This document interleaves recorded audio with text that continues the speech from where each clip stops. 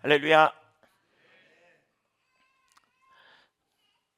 네, 물질적인 아까 그 영역에서 아, 필요가 있다고 뭐 그러는데 아마 재정적으로 아, 우리 더 하나님 감동 주시면 받은 은혜를 따라서 헌금 하시면 좋겠습니다. 그 네, 헌금이 생각보다 얼마 안 나왔다고 그러는 것 같습니다. 네. 음, 아, 오늘은 이제 신약의 교회는 종말론적 선교적 백성이다 이런 제목으로 나누도록 하겠습니다. 구약에 나오는 선교적 교회의 정체성과 역할을 우리가 살펴보았죠. 아 근데 이제 구약에 나오는 선교적 교회, 그러니까 교회의 정체성, 창세기 12장 또 출애굽기 19장, 창세기 18장, 19장, 18장이죠. 18장 18절 20절, 18절 19절. 그다음에 신명기 4장들을 쭉 보면서 교회의 정체성이 무엇인지 선교적이다. 그리고 역할, 그러니까 역할이 뭔지 선교적 소명을 가졌다.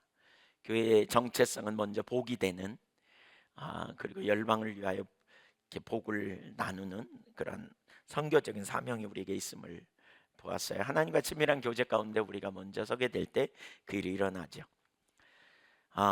근데 이제 신약의 교회는 구약의 정체성과 역할을 받아들일 뿐만이 아니라 불연속성이 존재하는데 그 이유는 뭐냐면 하나님 나라가 임한 것 때문이고 또 그 예수 그리스도가 이 땅에 오셔서 십자가와 부활을 통해 창조 세계를 위한 구속을 성취한 사건, 그리고 세 번째로는 종말론적인 약속인 성령을 교회에 부어 주신 사건. 그러니까 하나님 나라가 임한 거, 예수 그리스도의 십자가와 대속의 사건, 십자가와 부활. 그래서 창조 세계를 위한 구속을 성취한 신학적 근거가 되는 거죠. 그다음에 약속된 성령을 교회에 부어 주셨기 때문에 그랬죠. 그래서 신약의 교회는 이제 구약의 이스라엘 백성들에게 주셨던 정체성과 역할에 이제 더하여, 그러니까 그 하나님 나라를 위하여 그리고 예수 그리스도의 십자가와 부활을 근거로 성령의 능력으로 사역을 감당하는 이런 선교적 삶을 사는 이러한 교회가 되는 것이죠. 열방의 빛을이라는 마이클 고인의 책에 그래서 이렇게 신약 교회와 구약 이스라엘 사이에는 연속성과 불연속성이 존재한다 이렇게 말하면서요. 이스라엘은 인류를 향한 하나님의 창조 목적을 구현하고 구속 계획의 최종적인 목표를 보여주는 징표로서 살아가며 다른 민족들의 우상 숭배에 저항함으로써 세상에 빛이 되어야 한다. 이스라엘은 대조적 사회로서 하나님의 애정 어린 목적을 나타내는 찬란하고 매력적인 표지가 되어 그들의 모범을 통해 다른 사람들을 하나님께로 이끌어오는 삶을 살아야 한다. 예수님과 성령의 오심으로 하나님의 종말론적 공동체는 변형된다. 그래서 그 공동체가 복음의 뿌리를 내리고 있다면 그들은 하나님이 늘 의도해 오신 선교적 역할을 이제 수행하게 될 것이다. 선교는 변함없이 동일하지만 그것을 수행하는 수단은 예수님의 죽음과 부활 그리고 오순절 성령의 오심으로 영원히 바뀌었다. 이렇게 말해요.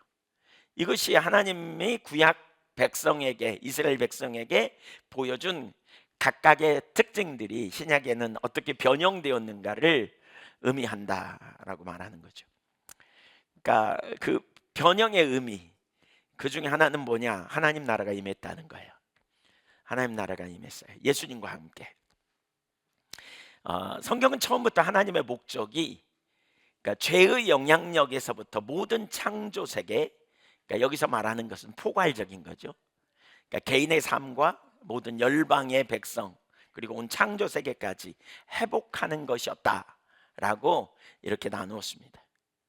그러니까 그 일을 이루시는 하나님의 방법은 먼저 지상의 모든 민족으로부터 한 민족을 선택하는 일이 있었죠. 예.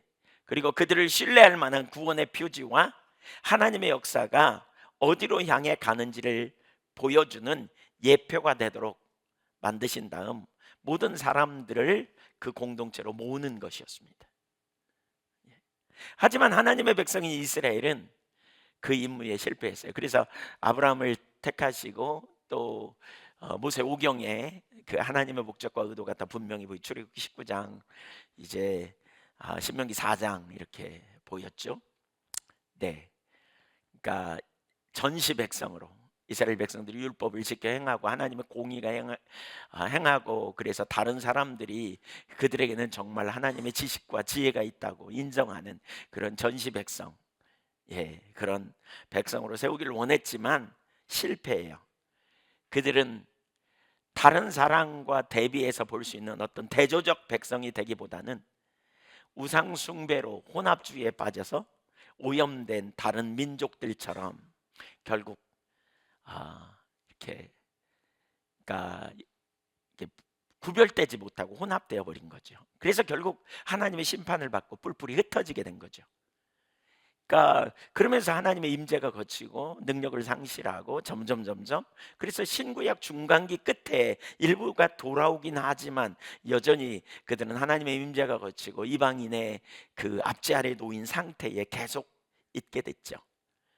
그러면서 한편으로는 종말론적 그 이스라엘의 회복, 그래서 메시아가 임하기를 그들이 기다렸고요. 근데 마침내 때가 차니까 하나님께서 행동하셨어요. 그리고 하나님은 예수 그리스도 당신의 독생자를 이 땅에 보내셔서 예수 그리스도 안에서 하나님 나라를 이스라엘에게 하나님 나라를 이스라엘에게 예수 그리스도를 통해서 가져오십니다. 그리고 예수님이 오심으로 약속하신 하나님 백성의 그 하나님의 종말론적 백성의 회집 모이게 하는 구원하는 이런 일이 시작되었습니다. 그때 첫 번째로 두 단계로 임하는 하나님 나라. 그러니까 하나님 나라가 왔는데요. 우리가 뭐 대부분은 잘 아시는 것처럼 이미 하나님 나라는 왔고 그러나 아직 오지 않았다 이렇게 말하죠. 그러니까 첫째, 그 밑에 첫 번째, 먼저 하나님 나라는 그러니까 예수님의 인격과 사역 안에서 사역 가운데 이미 임했습니다. 그러니까 예수 그리스도 안에 있는 구속적 사건들의 연속, 예수 그리스도의 탄생, 그러니까 삶이죠. 죽음, 부활, 승천 이 사건, 그리고 성령이 임하시는 그 오순절 사건까지, 성육신부터 오순절 사건까지 이르는 그 안에서, 그러니까 그리스도의 전 인격과 사역이 구원 사건으로 각각 의미 있는 자리를 가지고 역사하게 된 거죠. 그래서 하나님의 나라가 두 단계로 임하는 것은 성경에 금방 볼 수 있어요. 예수님이 하나님 나라가 왔다라고 말씀하시잖아요. 우선 세례 요한 때부터 마태복음 3장 11절에 보면 이렇게 말합니다. 나는 너희로 회개하게 하기 위하여 같이 읽죠. 물로 세례를 베풀거니와 내 뒤에 오시는 이는 나보다 능력이 많으시니 나는 그의 신을 들기도 감당하지 못하겠노라. 그는 성령과 불로 너희에게 세례를 베푸실 것이요. 그러니까 말세의 선물인 성령을 부어주시는 분이 오신다 이렇게 말하죠. 곧 하나님의 나라가 임할 것이라는 말입니다. 여기서 오시는, 그러니까 내 뒤에 오시는 이는 이라는, 거기에 오시는 이라는 단어는 현재형으로 오고 계신다라는 의미입니다. 매우 강력한 표현입니다. 그러니까 예수님이 오셔서 하나님의 나라가 그러니까 오고 계신다. 예수님이 오시면 하나님 나라가 올 거다. 지금 이렇게 얘기하는 거잖아요. 근데 진짜로 예수님이 오신 다음에 하나님 나라가 임했다고 예수님이 선포해요. 마가복음 1장 14절 15절 읽습니다. 시작. 네, 시작.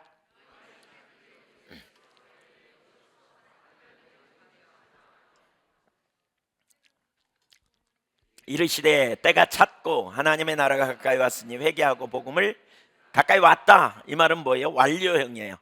이미 성취되었다 그 말이죠. 임했다. 그래서 예수님이 누가복음 4장 18절 이하에서도 나사렛 회당에서 메시아와 그분이 가져올 구원에 대한 예언 이사야 61장 1절 2절을 인용하신다 하면서 그 설교하시잖아요. 주의 성령이 내게 임하셨으니 이는 가난한 자에게 복음을 전하게 하시리고 내게 기름을 부으시고 나를 보내사 포로된 자에게 자유를, 눈먼 자에게 다시 보게 함을 전파하며 눌린 자를 자유롭게 하고 주의 은혜를 전파하게 하려 하심이라 하였더라. 책을 덮어 그 말을 그 맡은 자에게 주시고 앉으시니 회당에 있는 자들이 다 주목하여 보더라. 예수께서 그들에게 말씀하시되 이 글이 오늘 너희 귀에 응하였느니라. 그러니까 그 약속이 미래의 약속이 아니라 성취됐다. 누구 안에서요? 예수님 안에서. 어떤 일을 통해서? 치유와 복음의 전파를 통해서 그 일이 이미 이루어졌다, 이렇게 말하는 거죠. 그러니까 복음 전파를 통해서, 치유와 복음 전파 사역을 통해서 그 일이 현재적 실제가 됐다라고 말하는 거예요. 성령의 능력으로. 두 번째, 반면에 하나님 나라가 아직 미래에 있다, 이런 성경 구절이 많이 있어요. 그러니까 예수님은 제자들에게 하나님 나라가 임하도록 기도하라고 가르치죠. 주기도문 예를 들면 나라에 임하옵시고, 영어 성경에 보면 Thy kingdom come, 당신의 나라가 임하기를 원합니다, 이런 거죠. 그 다음에 또 미래에 있을 하나님 나라의 천국 잔치에 대해서 누가복음 13장 28절 이하에, 또 세상 끝날에 하나님 나라에 들어가는 것에 대해서도 마태복음 7장 21절 나더러 주여 주여 하는 자마다 천국에 들어갈 것이 아니요 내 아버지의 뜻대로 행하는 자라야 들어가리라. 언제? 그날에. 그래서 22절을 보면 그날에 많은 사람이 내게 와서 이르되, 이렇게 말하거든요. 우리가 주의 이름으로 선지자를 오며 귀신을 쫓아내며 병자를 치유하지 않았나이까. 그때 내가 그들에게 이르되 불법을 행하는 자들아 난 너희를 도무지 알지 못하려. 그래서 그러니까 주여 주여라고 부르는 입술의 고백만이 아니라 삶을, 그러니까 믿는 대로 사는 거죠. 이 구절은 행위를 말하는 게 아니고요, 믿음을 말하는 구절이다. 저는 빡빡 이렇게 우깁니다. 예수님이 주님이시라면 주님의 뜻대로 살아야지, 그렇죠? 그렇게 못 사는 것은 뭐가 없는 거다? 예수님이 주님이시라는 사실을 못 믿는 거다, 그런 거죠. 그러니까 우리가 그동안 참 심각한 게 그랬던 것 같아요. 그러니까 입술의 고백은 있었지만 삶은 없는, 이게 너무너무 심각했던 것 같아요. 근데 십자가 복음을 우리가 계속 나누고 듣는 가운데, 그러니까 십자가 복음이 결국 우리에게 그러니까 오랫동안 공부하면서 깨달은 분명한 사실 중에 하나는 그걸 거요. 뭐예요? 말씀대로 진짜로 사는 거예요. 그러니까 말씀에 확신을 갖고 그 말씀이 분명하면 그 다음에 우리 삶이 되고, 이게 뭐예요? 이게 성경적 세계관으로 사는 거예요. 그리고 이게 뭐예요? 이렇게 되어져야 전시 백성이 되는 거예요. 쇼인도 백성. 이렇게 되어질 때 우리가 복이 되는 거예요. 하나님과의 친밀한 교제 가운데 실제로 그 일이 일어나야 돼요. 그래서 저는 제가 그 전에도 그런 표현을 나눴는데, 처음에 제가 이 선교적 삶 딱 듣고요 느낀 한 가지는, 이건 아무나 못 산다. 철저하게 십자가 복음의 토대 위에 기초에 있지 않으면 이 삶 불가능하다. 예. 막연하게 우리 신앙은 믿습니다 뭐 이렇게 세게 고백하는 거가 아니잖아요. 실제로 믿는 사람은 그냥 믿습니다 고백할 필요 없어요. 믿는 대로 그냥 가는 거예요. 가는 거예요. 네. 그 삶이 되어져야 되는 거죠, 실제로. 그러니까 아무것도 염려하지 말라 그랬는데 계속 염려가 안 끊어지면 뭐 다른 거 할 거 없어요. 난 왜 이렇게 염려가 안 끊어지지 몰라. 그거 모르세요 혹시? 예, 모르세요? 왜 안 끊어지는지? 못 믿어서 안 끊어지는 거예요. 못 믿어서. 그러니까 못 믿는 것에 대해서 심각하게 봐야 돼요. 나는 왜 못 믿을까? 내가 왜 못 믿을까? 하나님을 모르는구나. 이렇게 추적해 가야 돼요. 내가 하나님을 알면 완전히 신뢰할 텐데, 그렇죠? 예, 그렇잖아요. 네, 뭐 저기 혹시 여러분 집에 가면 언제나 여러분 혹시 가정에서 아내가 밥을 해놓고 기다리는 걸 맨날 알면 집에 오면서 내 아내가 기다릴 줄 기다릴까 몰라 뭐 이러고 고민하고 의심하는 사람 있나요? 저는 한 번도 집에 오면서 제 아내가 저를 기다리지 않고 어디 집 나갔을까 염려한 적이 한 번도 없어요. 혹시 그런 분 계세요? 네. 안 그러잖아요. 그 믿음은 자연스러운 거죠, 어떻게 보면.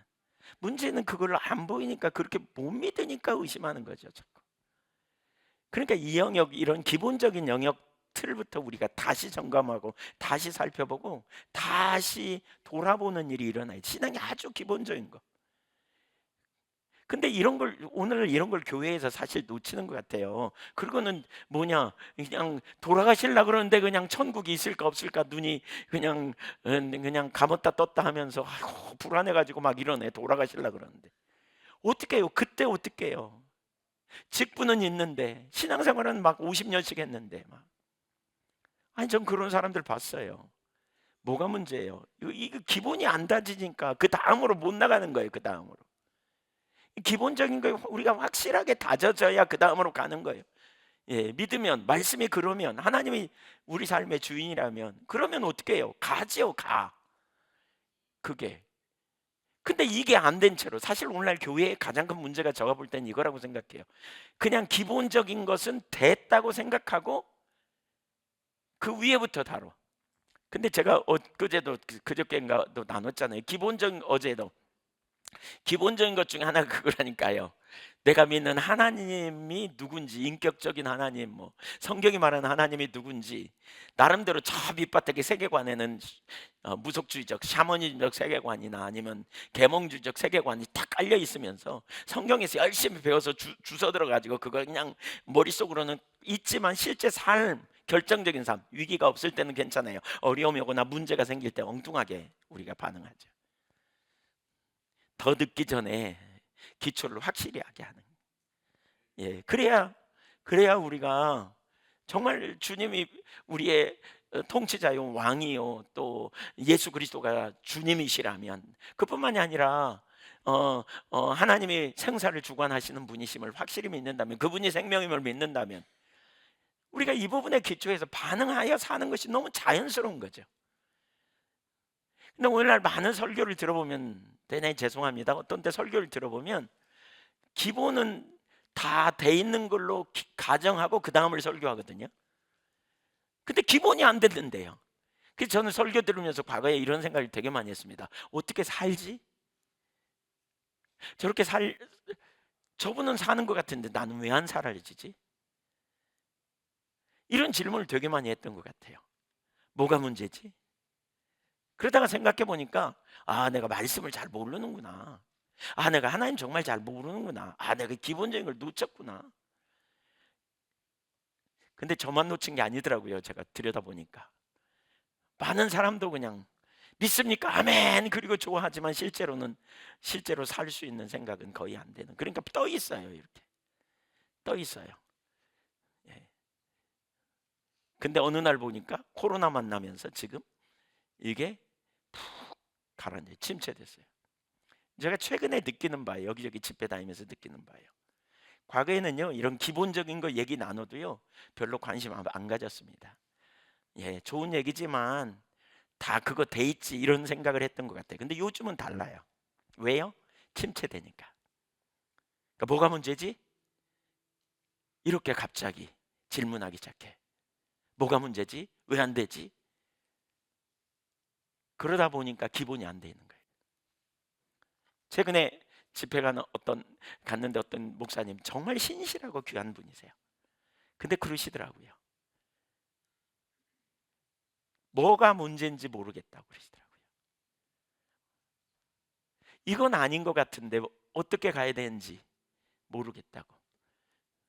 근데 아주 기본적인 영역을 나누니까 뭐가 문제였는지 비춰졌다고. 가장 기본적인 영역, 가장 기본적인 영역. 우리 다 ABC에 해당된다고 생각하는 거. 요거 점검하셔야 돼요. 요거. 저는 한국 교회가 우리가 든든하려면 요게 점검되어져야 된다고 생각해요. 믿음이 갑자기 생기지 않거든요. 믿음이 하루아침에 팍 주어지는 게 아니잖아요. 은사로서의 믿음은 주어져요. 그냥 믿어지니까. 근데 믿음은 어떻게 주어져요? 믿음은 작은 경험을 통해서. 믿음은 근육과 같다 그러잖아요. 운동하면 할수록 힘을 써본 사람이 힘 써본다 그러잖아요. 작은 영역에서 훈련이 필요해요. 문제가 생겨서 아둥바둥 하는데 염려하지 말고 기도하라 그랬어. 그 말이 들어. 그래서 그냥 반절 믿고 반절 못 믿고 염려하면서 기도했는데, 기도했더니 응답이 있다고 와가지고 문제가 해결됐어. 이러면 한 번 경험하자. 한 번. 야, 진짜네. 막 이렇게 되는 거잖아요. 그 다음에 또 문제가 생겨. 그러면 지난번보다 조금 쉬워요. 왜? 조금, 많이도 아니고. 아니면 똑같을 수도 있어. 출애굽하는 이스라엘 백성들 똑같잖아요. 그 전에 문제 해결돼도. 근데 조금 쉬워. 그러면 또 거기서 아둥바둥하면서 또 체험해. 진짜 하나님은 기도 응답하는구나. 세 번째쯤 되면 쉬울까요? 조금 쉬워요. 또 한 10번 경험하면 진짜네. 그러면 무슨 일이 있어요? 우겨쌈을 당해도 쌓이지 않아요. 왜? 믿음이 있으니까. 그게 뭐예요? 안식이죠. 안식. 안식. 이게 체험적 지식에 기초한 안식이 거기서 있는 거예요. 그 나 어느 곳에 있든지 늘 마음이 평하다, 주 예수 주신 평안함, 늘 충만하다, 이런 일이 거기서 일어나는 거죠.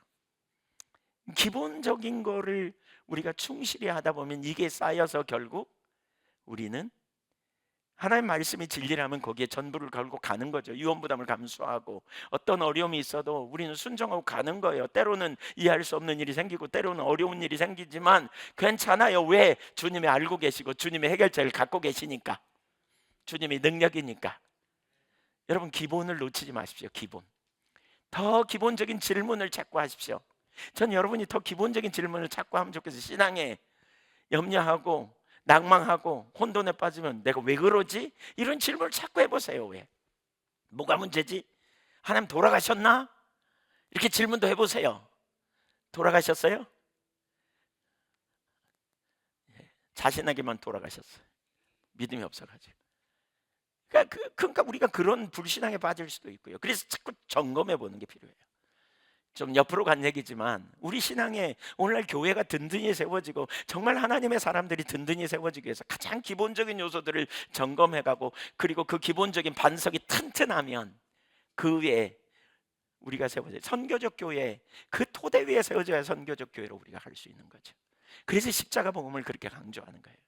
십자가 복음. 스스로 여러분 개인적으로 질문해 보세요. 왜 나는 믿음이 없고 왜 나는 맨날 낭망하고 맨날 혼돈에 빠지고 맨날 신앙생활 그렇게 해도 그냥 조금만 어려우면 그냥 놀래가지고 새가슴 돼서 그냥 뒤집어지고, 왜 그럴까? 그런 사람 알고 계시면 손 들어보세요. 네, 네. 뭐가 문제인지 진짜 진지하게 질문해요. 진지하게. 예. 예수님이 생각해보라 그러셨잖아요. 생각해봐라. 어느 날 먹거리를 염려하는 사람한테 그러는가 봐요.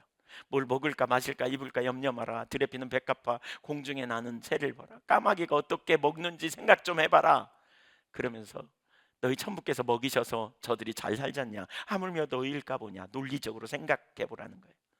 그러면 하나님이 우리 아버지가 분명하다면 하나님이 내 필요를 채우시겠네. 지금 눈앞에 없어도 주님이 내 필요를 채우실 거다. 제가 예언하건데요, 여러분 굶어 죽지 않아요. 제가 예언할게요. 예언. 네, 네. 예, 믿음으로 받으세요. 성경에 나온 얘기예요. 예, 아멘. 네. 그러니까 결론을 내리고, 쓸데없는 데 시간을 너무 많이 보내잖아요. 감정에 빠지고, 그 염려에 빠지고, 혼돈에 빠지고, 두려움에 빠지고, 이런 생각들이 다 끊어지면 우리 안에 진짜 안정감이 있고요, 세월을 아끼고, 하나님 신뢰해요. 기도에 나가는데도 막, 혹시 여러분 중에 그러세요? 아이고, 그냥 내 아내가 그냥 밥을 해줄까 안 해줄까? 아이고, 그냥 전 때 되면 제 아내가 밥을 줄 줄로 믿습니다. 이러고 기도하지 않아도. 근데 아내가 꼭 밥을 해주는 건 아내 몫이라는 말은 아니지만 어쨌든 기본적으로 하나님께 내가 믿는 하나님이 누구인지에 대한 아주 기본적인 ABC에 해당되지만 오늘날 너무나 그거를 우리가 방치하고 하고 마귀가 끊임없이 하나님에 대한 부정적 생각, 불평한 마음 우리 속에 집어넣어주면서 문제가 일어나잖아요. 예. 중심의 하나님 앞에 예. 예. 어떤 분은 보면 붕 떠 있어요. 그냥 세계적 비전을 막 봐. 근데 염려가 끊어지지 않아. 청년들이 그러기가 참 쉬워요. 젊은이들이. 그래서 제가 청년들을 만나면 기본적인 것을 충실하라고 합니다. 기본적인, 가장 기본적인 거. 진짜 하나님이 내 아빠가 맞는지, 진짜 내가 주님 안에 있는 것이 분명한지, 주님이 나는 주님을 신뢰하고 있는지, 내가 그 주님을 아는지. 이거 안 된 상태로 그냥 붕 떠 있어요. 여기 보면 신나는데 현실을 보면 뒤집어져. 그래가지고 그냥 그 괴리감이 너무. 근데 이러다가 시간을 엄청 오래 보낸 사람들 많더라고요. 네.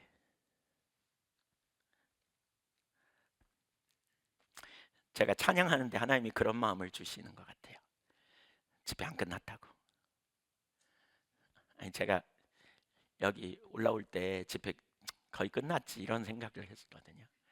근데 회개했어요. 하나님 하실 일이 남아 있다고.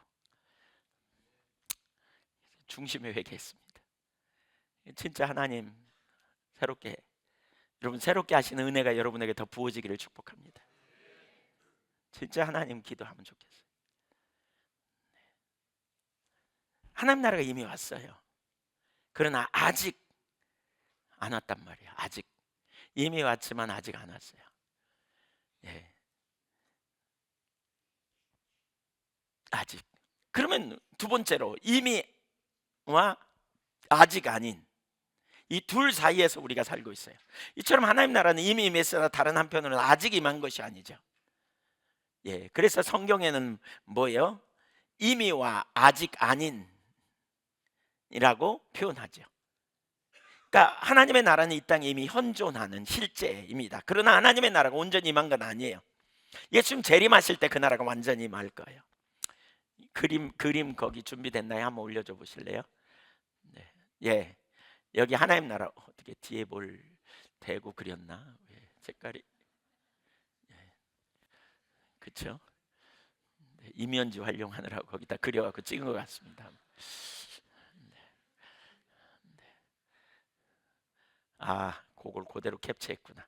아담의 타락으로부터 이 세대 밑에 그림 제일 밑에가 이 악한 이 현 세대의 악한 세대 그랬죠. 갈라디아 1장 4절에 보면 이 세대가 악이라 그랬거든요. 그러니까 그리스도께서 이 악한 세대에 어, 어, 이 땅에 우리를 구원하시려고 하나님이 보내셔서 이 땅에 오셨다 그랬어요. 이 세대가 악한 세대라면 그 중간에 예수님이 소림으로 오셨죠. 뭘 가지고요? 다가오는 세대 하나님의 나라를 가지고 오셨어요. 예, 하나님 나라를. 근데 그 하나님 나라는 아직 오지 않았어요. 그럼 언제 하나님 나라가 임하느냐? 두 가지 사건이죠. 죽은 자의 부활과 그리스도의 재림이에요. 죽은 자의 부활과 그리스도의 재림.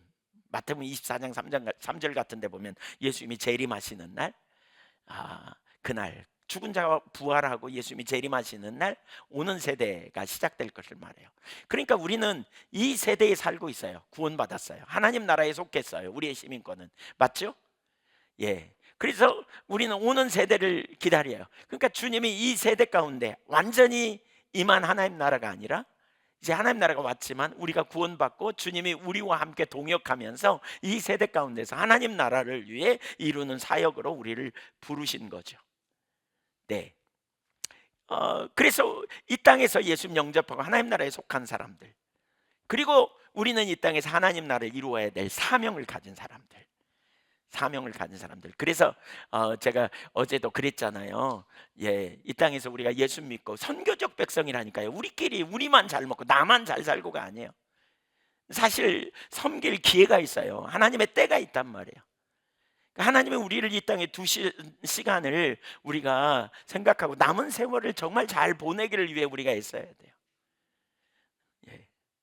그러니까 누가 저한테 막 스케줄을 줄이라는 말을 되게 많이 하거든요. 이분 저분이.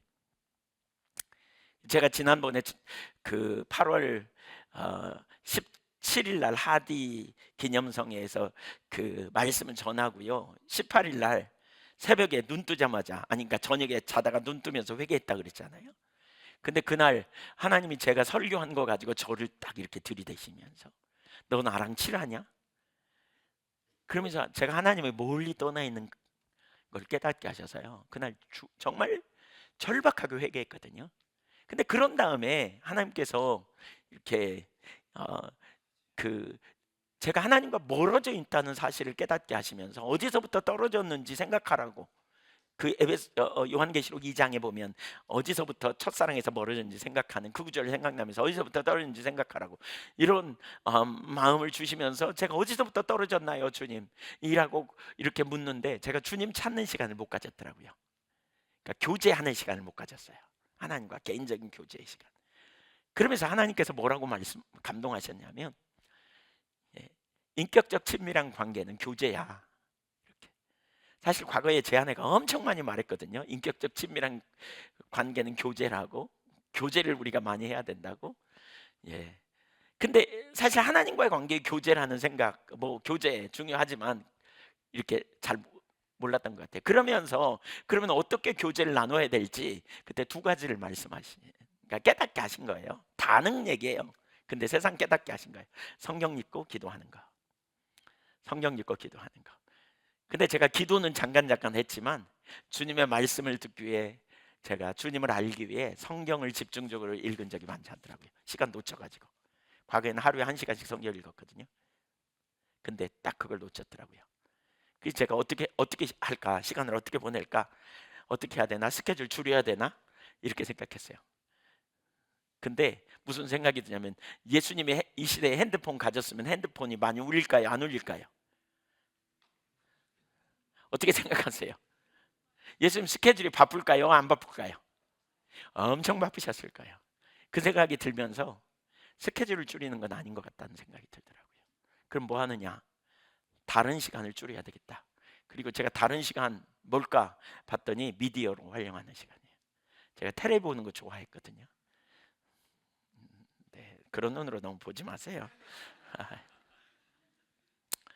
왜 저녁에 기도해야 하고도 가가지고 왜 야구 그래도 하이라이트는 포기 못하지. 그리고 이렇게 하이라이트. 내가 응원한 팀이 이기면 신나갖고 보고 또 안 하나 끝까지 봐요. 끝까지. 지면 에이 스트레스 받아. 그리고 돌려 또. 그냥 거기서 끝내야 되는데 돌려. 그리고 다른 프로를 또 보고 앉아. 무슨 교양 프로를 봐야지. 뭐 EBS 막 이런 거 보고 앉아 있어요. 멍 때리고 앉아 있어요. 피곤도 하고 그러니까. 그러다가 영화 하면 또 쏙 빨려갖고 거기 영화 보고. 이런 얘기도 조심해야 되는데. 그래서 그날부로 끊었습니다. 텔레비 보는 거. 그날부로 그냥 텔레비 안 봐야 되겠구나. 하나님 나라를 위해서 정말 남은 세월을 아껴야 되겠구나. 그러니까 경각심이 부어지더라고요. 주님 나라 갈 때까지 잘 살아보려고요. 저랑 같이 그렇게 할 사람 손잡으세요. 여기. 네, 잘해봅시다. 네, 텔레비 없애지는 말고 저한테 보내세요. 제가 재활용할 테니까. 네. 사실 그러니까 뭘 줄여야 할지, 어떻게 해야 할지, 우리의 삶의 우선이 뭔지, 남은 생애를 내가 이 나이에 혹시 그런 분 계시면 저한테 얘기해주면 제가 중보기도 열심히 할게요. 하나님 빨리 데려가시옵소서. 이렇게 이 땅에서 쓸모없는데, 그렇잖아요. 주님 나라 갈 때까지. 옆에 사람 한번 축복하세요. 하나님 나라를 위하여 남은 생애를 보냅시다. 잘해봅시다. 아멘. 네, 주님 앞에 가는 날까지, 주님 나라에 가는 날까지. 뭐 별로 나는 뭐 해야 될지 모르는 분 손 들어보세요. 제가 알려드릴게요. 저를 위해 중보하세요. 네, 중보해 주세요. 네, 두 번째, 종말론적 백성. 예수님의 삶과 사역 안에서 하나님 나라가 이미 이 땅에 임했어요. 이미 말세가 시작됐단 말이에요. 그래서 신약의 교회는 종말론적 백성이에요. 마이클 고인 박사가 열방의 빛을 이라는 책에 종말론적 백성의 5가지 특징을 이렇게 말하는데요. 소개하면 첫째, 하나님의 백성은 메시아적 백성이라는 거예요. 신약의 백성, 종말론적 백성이니까 메시아적 백성. 무슨 얘기예요? 메시아이신 예수님께 속한 백성. 예수님께 대한 믿음, 이게 다른 공동체와 구별된 예수님에 대한 믿음을 가진, 충성하고 예수님 따르고 예수님을 사랑하고 예수님의 말씀에 복종하는, 그들은 옛 시대를 끝내고 새 시대를 시작하신 예수님의 죽음과 부활에 연합하여 마지막 시대의 구원에 참여하는, 바꿔 말하면 예수님이 시작하신 선교를 지속하는 사명이 있다는 거예요. 지속하는 사명. 이게 종말론적 백성의 첫 번째 특징, 예수님께 속한. 두 번째, 그들은 성령 충만한 백성입니다. 성령은 하나님 나라 능력을 미리 맛보게 하여 하나님의 백성들로 신실하게 살아가도록 하는 마지막 시대의 선물이에요. 그래서 성령은 세상 가운데 거주하는 하나님 나라 백성들로 하여금 선교적 삶을 살도록 강력하게 임하시는 일이 있어요. 그러니까 예수 믿는, 예수님께 속한 공동체, 성령 충만한 백성. 두 번째는, 세 번째, 그리스도의 사역과 성령의 오심은 교회가 하나님 나라 마지막 시대의 구원을 경험하는 백성임을 의미해요. 그러니까 교회가 하나님 나라 마지막 시대의 구원을 경험하는 그러한 백성이라고요. 하나님 나라가 이미 임했고요, 옛 시대는 끝났어요. 부활이 다가올 시대를, 예수님의 부활이 다가올 시대를 시작했고 성령이 오셨기 때문에 하나님 백성은 역사의 종말에 이루어질 인간의 삶, 창조 세계에 대한 회복을 미리 맛보게 되는 거죠. 그리고 미리 맛볼 뿐만이 아니라 맛본 사람들이죠. 그리고 보증으로 성령을 받았어요. 이제 하나님의 구속의 목적은 그리스도 안에서 드러났고 성취되었고 교회의 선물로 주어졌습니다. 그래서 교회는 다가올 하나님 나라의 예고와 징표, 따라서 예고와 징표. 그러니까 하나님 나라가 올 것에 대한 증표, 하나님 나라가 온 것에 대한 증표를 보여주고 하나님 나라가 올 것을 보여주는 그러한 세대라는 거죠. 우리는 징표예요, 징표. 증표. 그리고 교회는 또한 예고라는 거예요. 네 번째, 하나님 나라에 이미 그러나 아직 시대는 선교, 열방을 하나님의 공동체로 회집하는 일. 바꿔 말하면 핵심 특징은 선교로 이제 부름받은 공동체라는 거죠. 그러니까 열방을 하나님의 공동체로 회집하는 그러한 사명이 있는 거죠. 그러니까 교회가 자신의 빛된 삶을 통해 열방을 하나님께 이끄는 매력적인 공동체가 되어야 하기 때문에 구약의 이스라엘의 선교를 특징 짓는 이 구심적인 운동은 여전히 남아 있고요. 그러나 이 회집에는 새로운 원심적인 요소도 존재하는데 뭐냐? 모이어서 우리가 열방에, 그러니까 다른 사람들에게 열방을 하나님께 이끄는 매력적인 공동체가 되고, 또 나아가서 밖으로 나아가서 열방을 향해 열방 안에서 흩어져서 살아가는 그런 사명이 있다는 거죠. 다섯 번째, 하나님의 새 언약 백성의 형태는 새로운 것이라는 거죠. 그러니까 새로운 삶, 그러니까 분명한 정체성을 가지고 우리는, 그렇죠?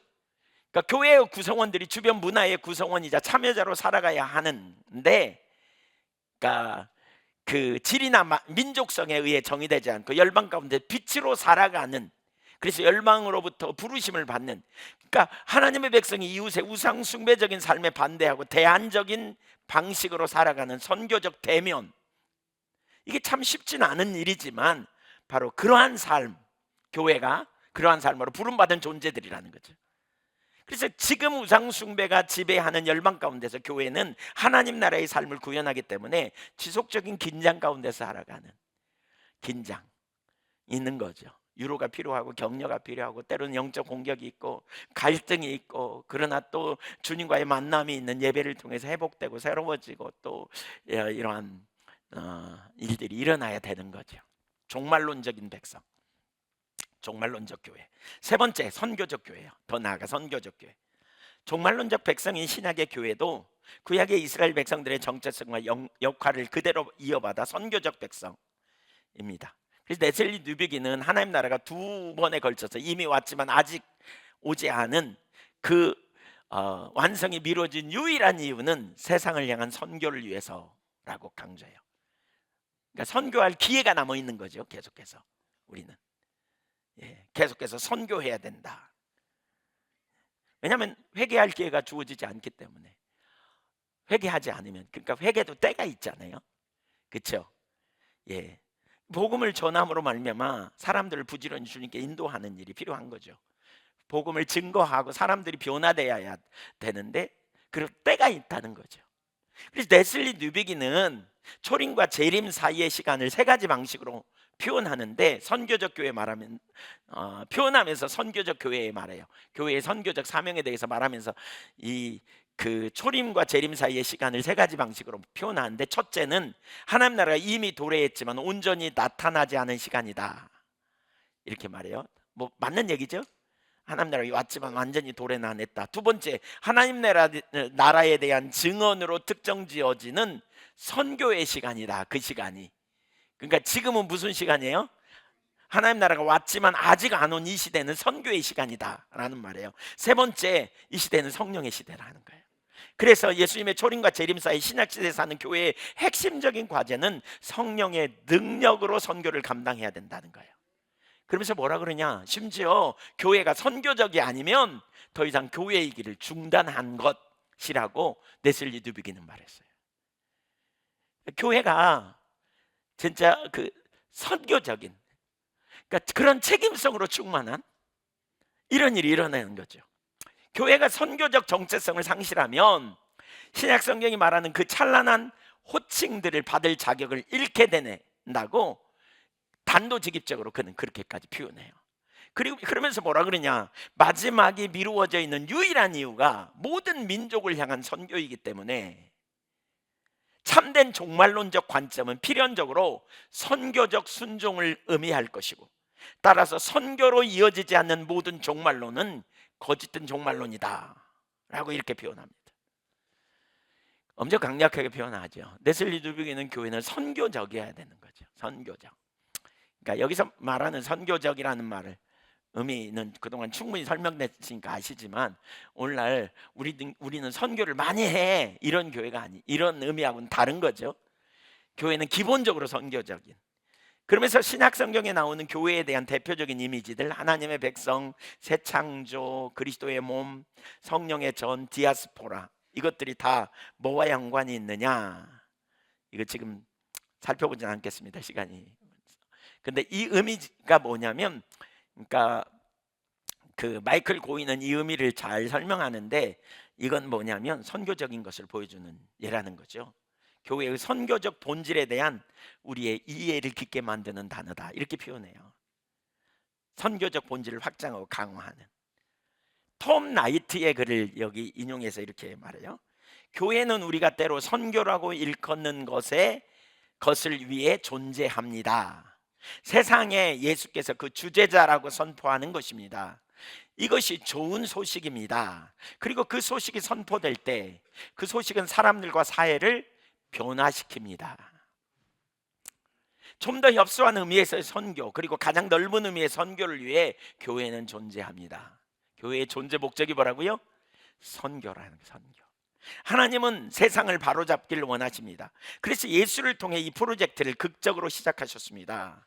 예수께 속한 사람은 지금 여기에서 성령의 능력으로 그 바로잡는 목적의 역군이 되라고 부름받습니다.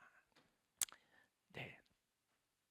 그러면서 선교라는 단어는 보내다라는 뜻의 라틴어에서 유래됐다고 말하며, 부활하신 후 예수께서는 아버지께서 나를 보내신 것 같이 나도 너희를 보내노라 라고 말씀하셨다는 거죠.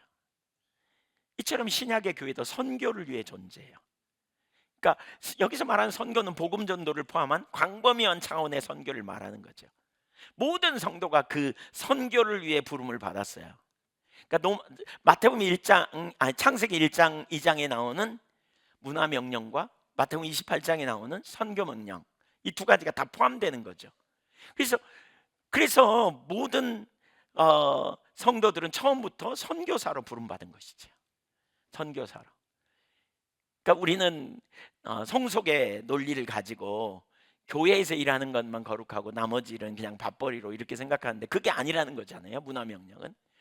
예, 하나님은 우리를 모든 일터 사역, 모든 영역에, 그러니까 교회 일만이 아니고 영적인 일만이 아니고 모든 삶의 영역들에서 하나님은 우리와 동역하자고 우리를 부르신 거죠. 예. 이게 참 너무 신나더라고요. 전 이런 표현 정말 이건 어디서 저기 한 게 아니라 제가 생각해 보니까 그런 것 같아요. 하나님이 손을 내밀어 저한테 너 나하고 일하자 이렇게 부르신 것 같아요. 그래서 제가 하나님의 손을 잡고 일하겠다고 나섰는데 일꾼형 멍여가지고 일을 시켜놨는데 일만 망치고 있고 맨날 엉뚱한 짓 하고 제가 그런 것 같아요. 어떤 때는.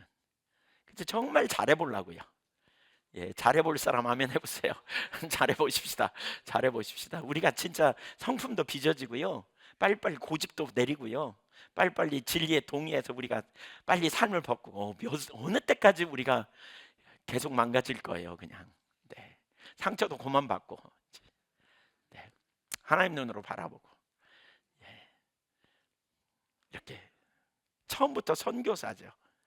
일터 사역이죠. 그 중에 핵심 중에 하나가 일터 사역이에요. 오늘 점심 잘 드셨죠? 하나님께 감사했어요? 네. 근데 밥 한 분은 뭐예요, 그러면? 동역자죠, 여러분과 동역자. 그렇죠? 농사진 분도 동역자고.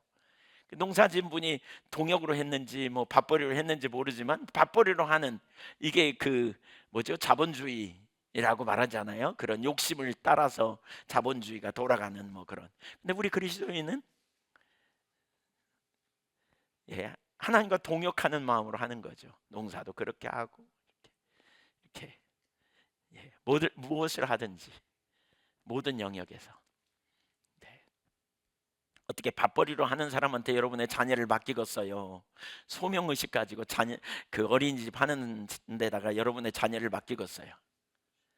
네. 그러면 우리가 먼저 그 자리에 가야 돼요. 이 일이 회복돼야 돼. 이게 다 선교적 삶인 거죠.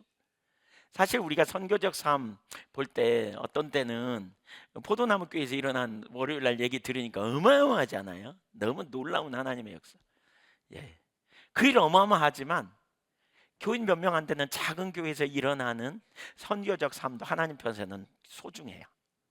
저는 모든 교회들이 이런 하나님 편에서 보시기에 이런 일들이 교회마다 나타나야 된다고 믿어요. 네. 하나님 편에서 정말 그 하나님과 동역하면서 너무너무 소중한 귀한 일. 우리는 좀 그런 의식을 갖기가 참 쉬워요. 우리도 모르는 순간에 이렇게 물량주의, 물질주의적인 세계관이 우리 밑바탕에 깔려가지고 뭔가를 많이 열매를 맺는 것만 대단하다고 생각하는데 작은 영역에서도 우리 모두가 주님과 동역하는 동역하는. 제가 지난번에 저희 지방에서 포럼을 했거든요. 세 분의 목사님들이 이렇게 나와서 발표했어요. 그 중에 한 분이 여기 계시는데 제가 목사님들의 얘기를 들으면서 그 중에 이제 농촌에서 목회하시는 어떤 목사님 얘기를 들으면서 또 다른 뭐 다 마찬가지인데 목사님들 얘기를 들으면서 제가 깜짝 놀랐습니다. 정말 하나님 앞에 하나님 기쁘시게 하려고 애쓰고 힘쓰는 모습을 보면서 진짜 도전이 되더라고요. 근데 더 깜짝 놀란 것은 제 마음속에 있잖아요. 한 번도 제가 겉으로 생각한 적도 없고 제가 표현한 적은 말할 것도 없겠죠. 그런 적도 한 번도 없는데요. 그날 그걸 듣고 있는데 제 속에 제가 이런 자리에 있었더라고요. 제 생각이며 이 드러나지 않은 생각. 내가 그래도 잘하고 있어. 이 의식이 제 속에 자리 잡고 있더라고요. 제가 깜짝 놀랐습니다. 그날. 그 주님 나라 가면 저분들이 훨씬 나보다 하나님 나라에 큰 상급이 있겠구나.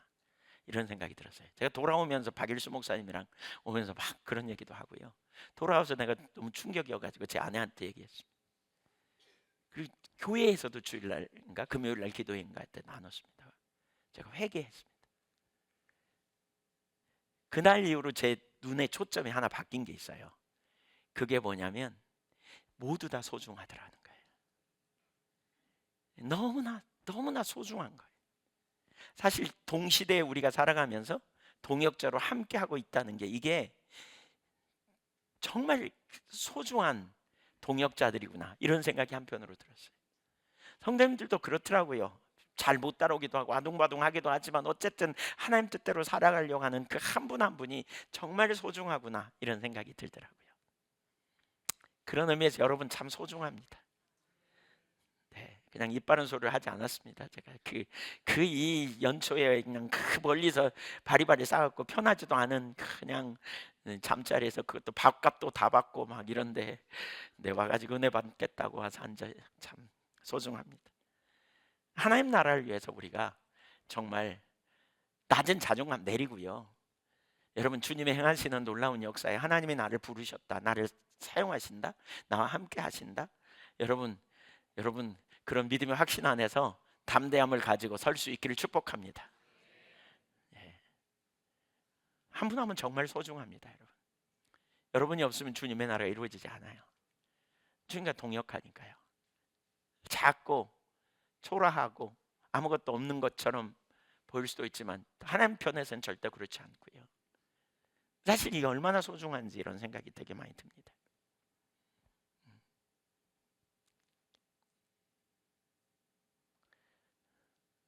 우리가 어느 삶의 현장에 있든지 어디에 있든지 일도사역, 선교적 삶이라는 게 결국 그거 아니겠어요?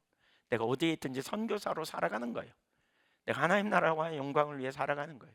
내가 하나님 편에서 서는 거예요. 네, 무슨 일을 하든지 내가 하나님 앞에서의 삶을 사는 거죠. 고람되의 삶으로. 예, 아이를 키우면서도 뭐 여목사님 그런 말씀하셨지만 정말 기저귀를 갈면서도 내가 다음 세대를 세우는 일꾼으로 이 일을 감당해내고 있다라는 의식, 얼마나 소중하고 귀한지 우리가 그 자리에 있어야 한다는 거죠. 그 자리에.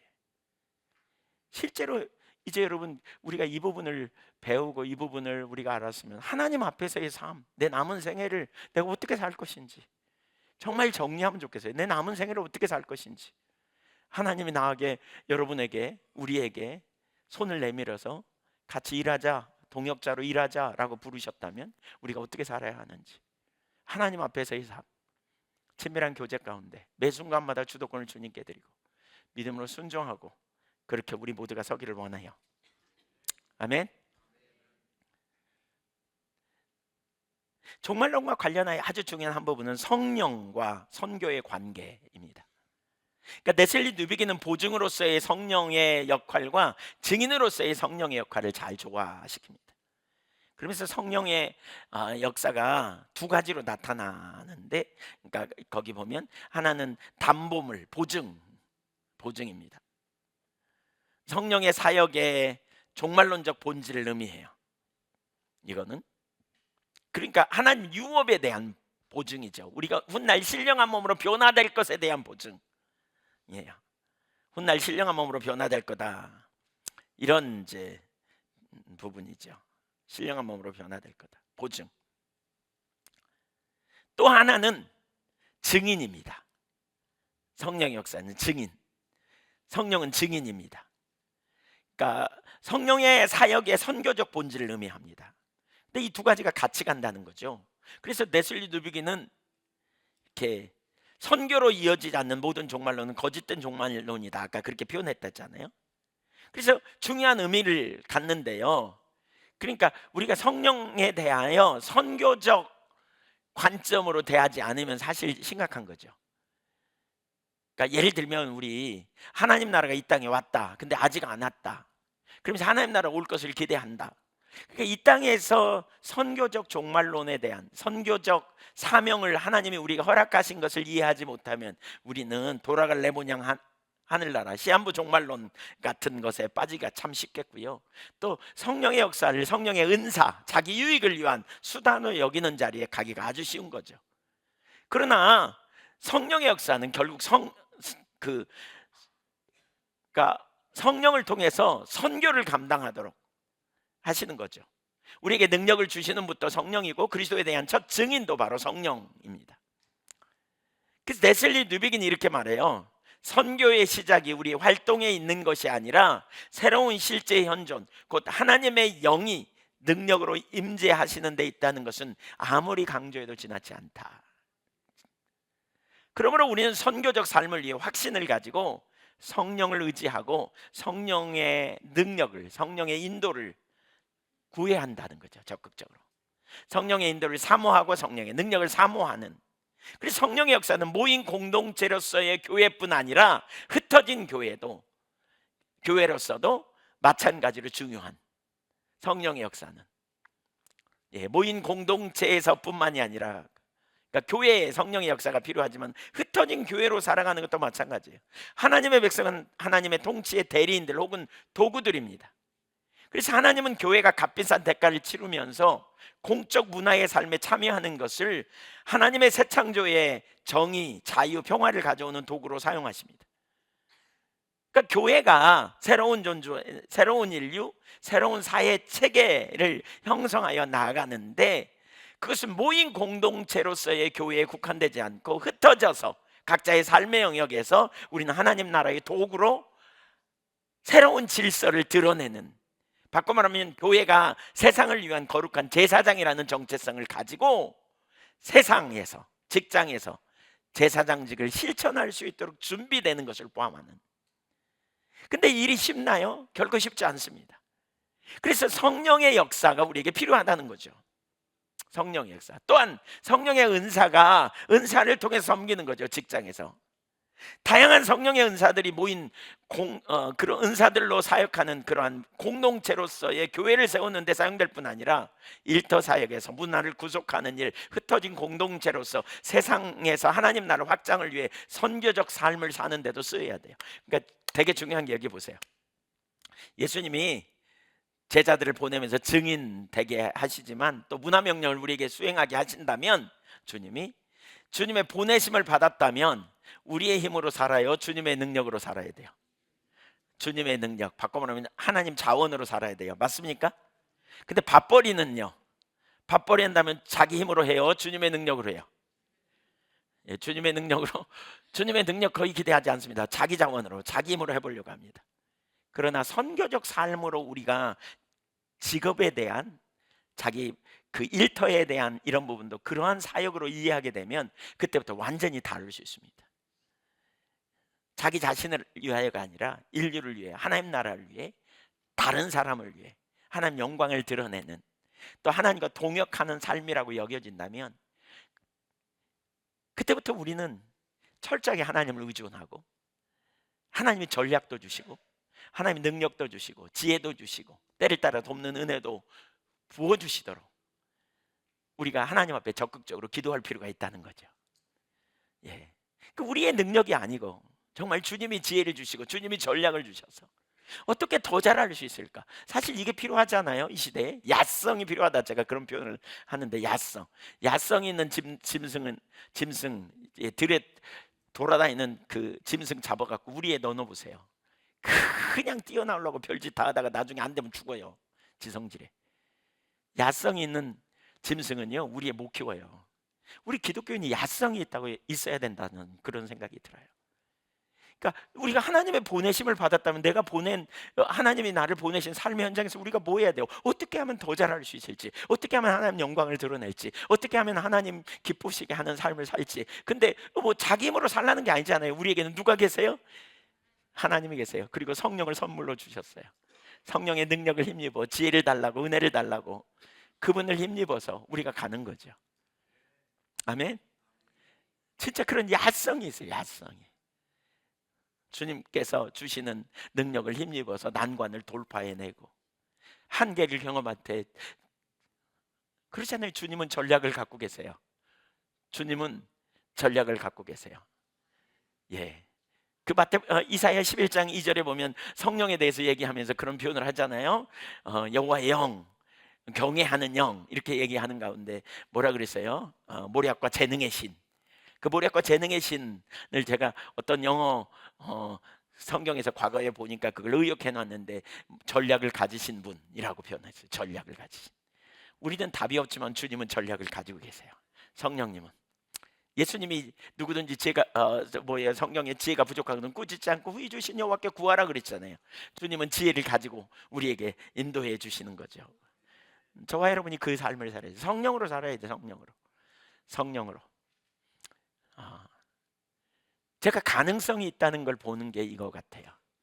진짜 내 힘으로 내 자원으로 내 능력으로가 아니고 주님의 능력으로. 젊은이들이 직장에 가면서 되게 어려워하는 것 중에 하나가 관계 문제거든요. 예, 관계를 그냥 어느 만큼 이렇게 자기 좋을 대로 했는데 막 상대편이 막 생각지도 못하게 치고 오잖아요. 막 그러면 너무 당황스럽고 그냥 그러니까 관계 맺기가 어렵고 그래서 그 앞에 항상 생긋생긋 웃다가 어느 날 없어져 버려. 그 왜 없어졌는지 아무도 몰라. 예, 본인만 상처받으니까 맺는 법을 모르니까 대화하는 법을 모르니까 그러죠. 이 대화하는 법 이런 거 사실 어려움도 우리가 주님의 능력을 의지하고 주님의 은혜로 일을 감당해내야 되죠. 선교적 삶을 살기 위해서 성령의 역사가 얼마나 중요한지 성령의 능력, 성령의 은사, 성령의 기름 부음, 성령의 인도하심을 받는 여러분 저와 여러분이 성령의 사람이 될 수 있기를 소망합니다. 예, 성령님 어디 계세요? 우리 안에 고아처럼 버려두지 않기 위해 우리 안에 오셨잖아요. 주어진 삶의 환경에서 내가 뭐 어떻게 하는 것이 하나님 기쁘시게 하는 삶이고 하나님 영화롭게 하는 삶인지 그분이 우리에게 전략을 갖고 계시다. 한번 따라서 보세요.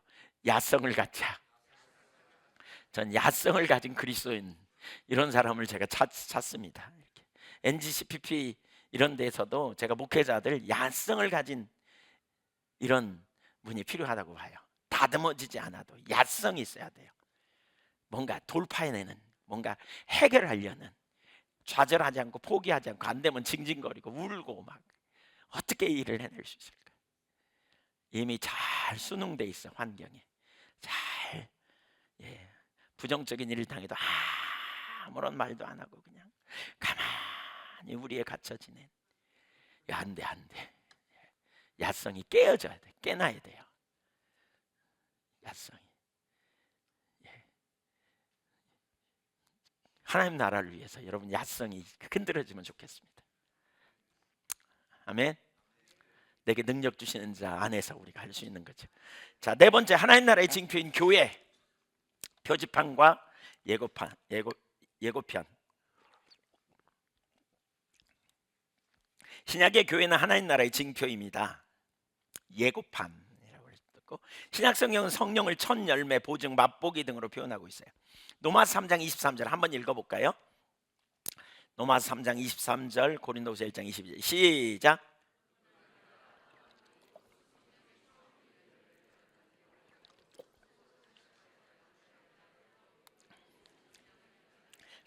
성령의 처음 익은 열매를 받은 누구도 우리까지도 처음 익은 열매를 받은 우리 첫 열매를 받은 우리까지 성령의 처음 익은 열매라고 표현하죠. 고린도서 1장 22절 한번 읽어보죠. 그가 또한 우리에게 인치시고 보증으로 우리 마음에 성령을 주셨느니라.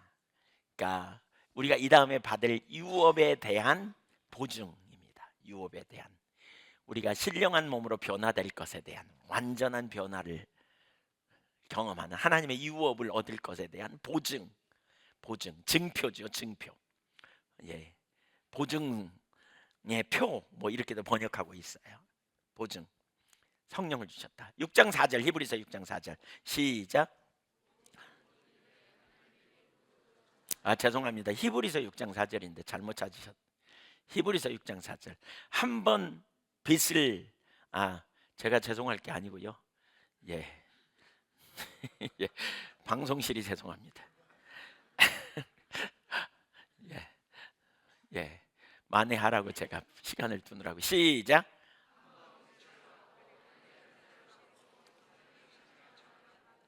여기 맛보고라는 단어가 있죠. 하늘의 은사를 맛보고, 맛보고 이 경험하는 거죠. 네슬리 누비기는 그것을 동일하게 교회에도 적용합니다. 교회는 새 창조의 첫 열매로 성령에 의해 탄생하여 하나님의 나라에 속하게 되고요. 그 하나님 나라의 승리를 이미 맛보게 되었을 뿐 아니라 하나님 나라의 확장을 위한 도구로 부름을 받고 그 완성의 목표를 향해 빚어져가는 하나님 나라의 열매입니다. 또한 교회는 하나님이 인류를 위해 의도하신 하나님 나라의 삶에 대한 맛보기를 이미 경험한 백성입니다. 성경이 그걸 말하고 있잖아요. 그들은 다가오는 시대의 구원이 미래에 온전히 실현될 것을 소망할 뿐 아니라 현재적으로 그것을 실제로 경험하는 세대입니다. 그러니까 하나님 나라의 세대를 맛보기로. 맛보기가 뭐예요, 여러분? 옛날에 시골에서 엿장수, 뭐 젊은 세대는 모르겠지만 엿장수, 이렇게 엿장수가 쩡그랑쩡그랑 하면서 뭐 가져오라고, 그러면서 안 가져오고 아이들이 구경만 하고 있으면 이렇게 찔러가지고 이만큼 줍니다. 이렇게. 괜찮아, 집에 가면 야 냄비 떨어진 거 있잖아, 그거 어차피 갈아야 돼. 니네 부모님이 그 못 갈고 있으니까 가를 거 있잖아, 그거 가지고 팍 밟아갖고 갖고 와, 막 이렇게 유혹합니다. 유혹해. 저도 그렇게 2개나 갖고 갔다가 저희 어머니가 없어졌다고, 어디 갔는지 모르겠다고 그래가지고 시침이 뚝 떼고 있었습니다. 예. 맛보기지, 맛보기. 하나님 나라를 우리가 맛보기로 경험한. 그러니까 맛보기는 뭐예요? 이 다음에 완전히 맛볼 그러한 천국의 기쁨, 그렇죠? 천국의 안식, 평강, 샬롬, 그렇죠? 천국의 그 놀라운 회복, 자유함, 그 평강, 이러한 하나님 나라의 그 말할 수 없는 희열, 기쁨이죠. 이러한 영역들, 네, 우리 이런 놀라운 역사들을 우리가 맛보기로 경험한 세대이죠. 때때로 우리가 주님 안에서 염려가 맡겨지고 두려움이 사라지고 기쁨이 있는 이런 천국을 맛본 세대. 또 여기 징표는, 징표, 실제 하지만 아직 보이지 않는 무엇인가를 가리키는 것을 말하는데요. 그래서 교회가 하나님 나라의 맛보기로 존재하는 한 바로 그 나라의 징표로 하는 거예요. 보증서, 보증의 표. 교회는 사람들에게 우리가 볼 수 있는 것 너머의 실제를 가르치는 징표로 하는 거예요. 그러니까 교회의 정체성과 목적은 가르치는 백성, 즉 전시 백성이 되는 것입니다. 다시 말하면 징표가 되어 세상 한가운데 존재하고 또 다가오는 새로운 실제를 가르치는, 그러니까 교회가 하나님의 의도하신 게 그거죠. 복이 되어 다른 사람에게 복을 받는, 열방이 우리로 인하여 복을 받는 이런, 예, 보면서 야 이렇게 느끼게 하는 전시 백성. 그렇다면 교회는 모든 족속과 나라와 민족으로부터 나와 그리스도 안에서 하나님에 의해 창조된 하나의 새로운 가족이고 온 창조 세계와 온 세상 역사가 움직이는 것에 대한 징표예요. 그러니까 세상이 어떻게 되든지 그리스도인은 하나님 나라에 대한 그러한 믿는 바를 실현하고 믿는 바대로 살아가는 거죠. 그런 가운데 하나님이 함께 하시면서 하나님만 하실 그 일들을 이루어서 천국을 맛보고 경험하고, 그래서 교회는 앞으로 완성될 하나님 나라의 삶을 미리 맛본 백성이라는 거죠. 그것이 하나님의 징표로서의 교회의 한 핵심적인 부분인 거죠. 그러니까 그것을 더 맛보기에 초대교회는 애썼고 우리도 바로 그러한 하나님 나라를 더 맛보기를 사모하고 갈망하는 이런 자리로 나아가야 한다는 거예요. 아멘. 뭐 이 시대에 주님이 엿장수처럼 뭐 저기 밟아 갖고 오라 그러면 얼마든지 밟겠는데 그렇게 얻을 수 있는 건 아니잖아요. 하나님 나라는 주님이 능력으로 우리 가운데 더 임하시기를 우리가 사모하면 좋겠어요. 예, 그 부흥이 바로 그러한 역사 중에 하나죠. 강력한 역사. 그래서 하나님 나라의 징표라는 말은, 교회가 하나님 나라의 징표라는 말은 교회가 하나님 나라의 표지판과 예고편과 같다라는 말입니다. 표지판, 표지판이 뭐예요? 하나님 나라 표지판을 보고 하나님 나라는 이런 곳입니다. 여기 앞에다가 저희 한교회 표지판 붙어 있잖아요. 예, 뭐 예한교회 스텝은 누구고 예한교회 비전은 뭡니다. 거기다 이렇게 썼죠. 또 올라오는데 이렇게 붙여놨죠. 예배는 3층에서 모입니다. 뭐 중보기는 어디서 모입니다. 이 표지판이잖아요. 그러니까 지나가는 모든 사람에게 집합적으로 메시지를 전하는 존재라는 거죠. 교회는 그 나라가 오고 있다는 좋은 소식을 보도하는 게시판처럼, 이것은 비범하면서도 평범한 우리 일상생활을 통해서 전해집니다. 여기서 비범하다는 이유는 뭐냐? 성령의 능력 때문이고요.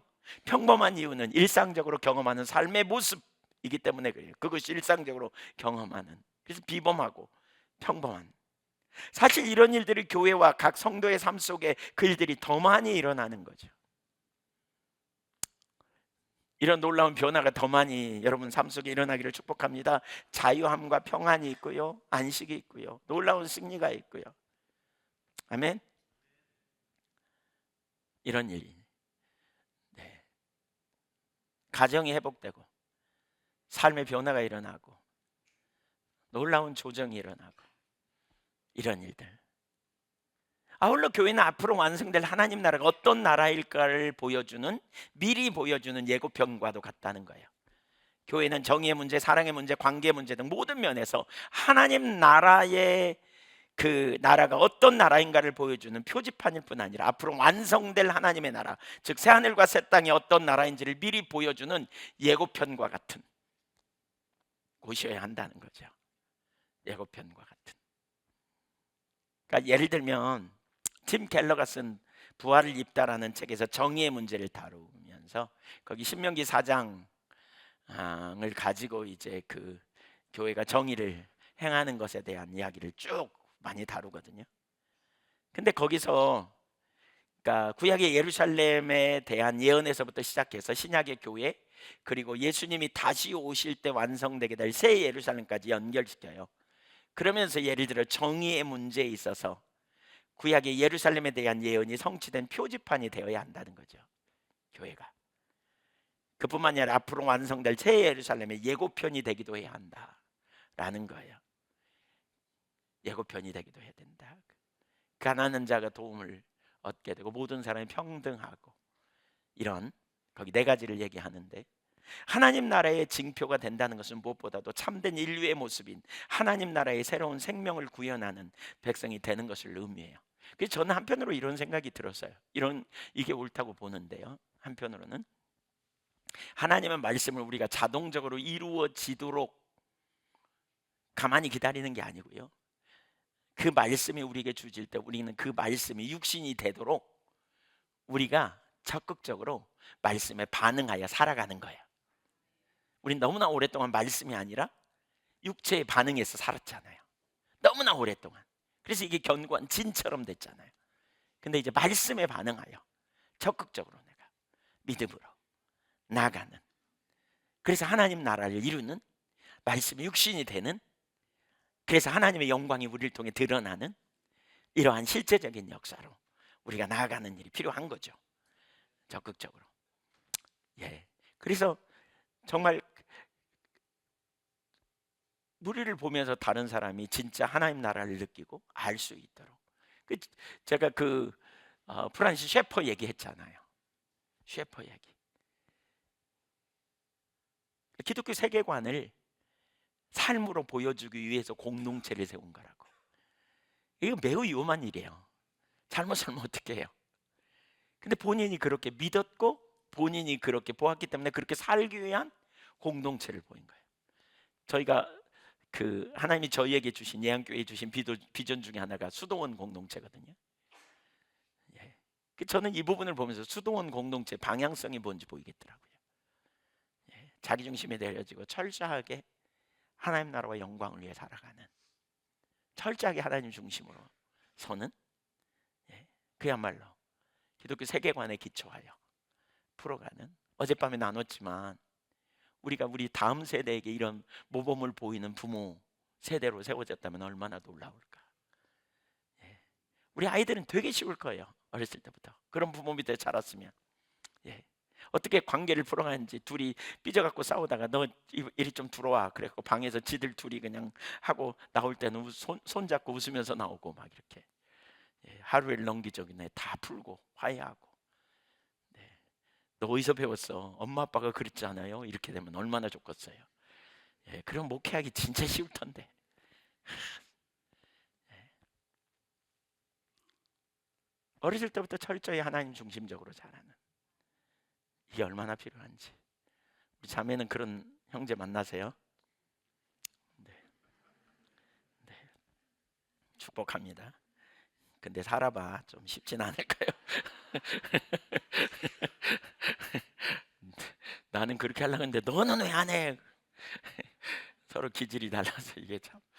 예, 그러나 주님이 은혜 주실 거예요. 네. 공동체적인 삶, 교회의 공동체적인 삶에 대해서도 이렇게 말해요. 마이클 고인은 하나님 나라의 공동체, 교회의 공동체 삶에 대해서 이게 하나님 나라의 도래를 보여주는 것임을 말해요.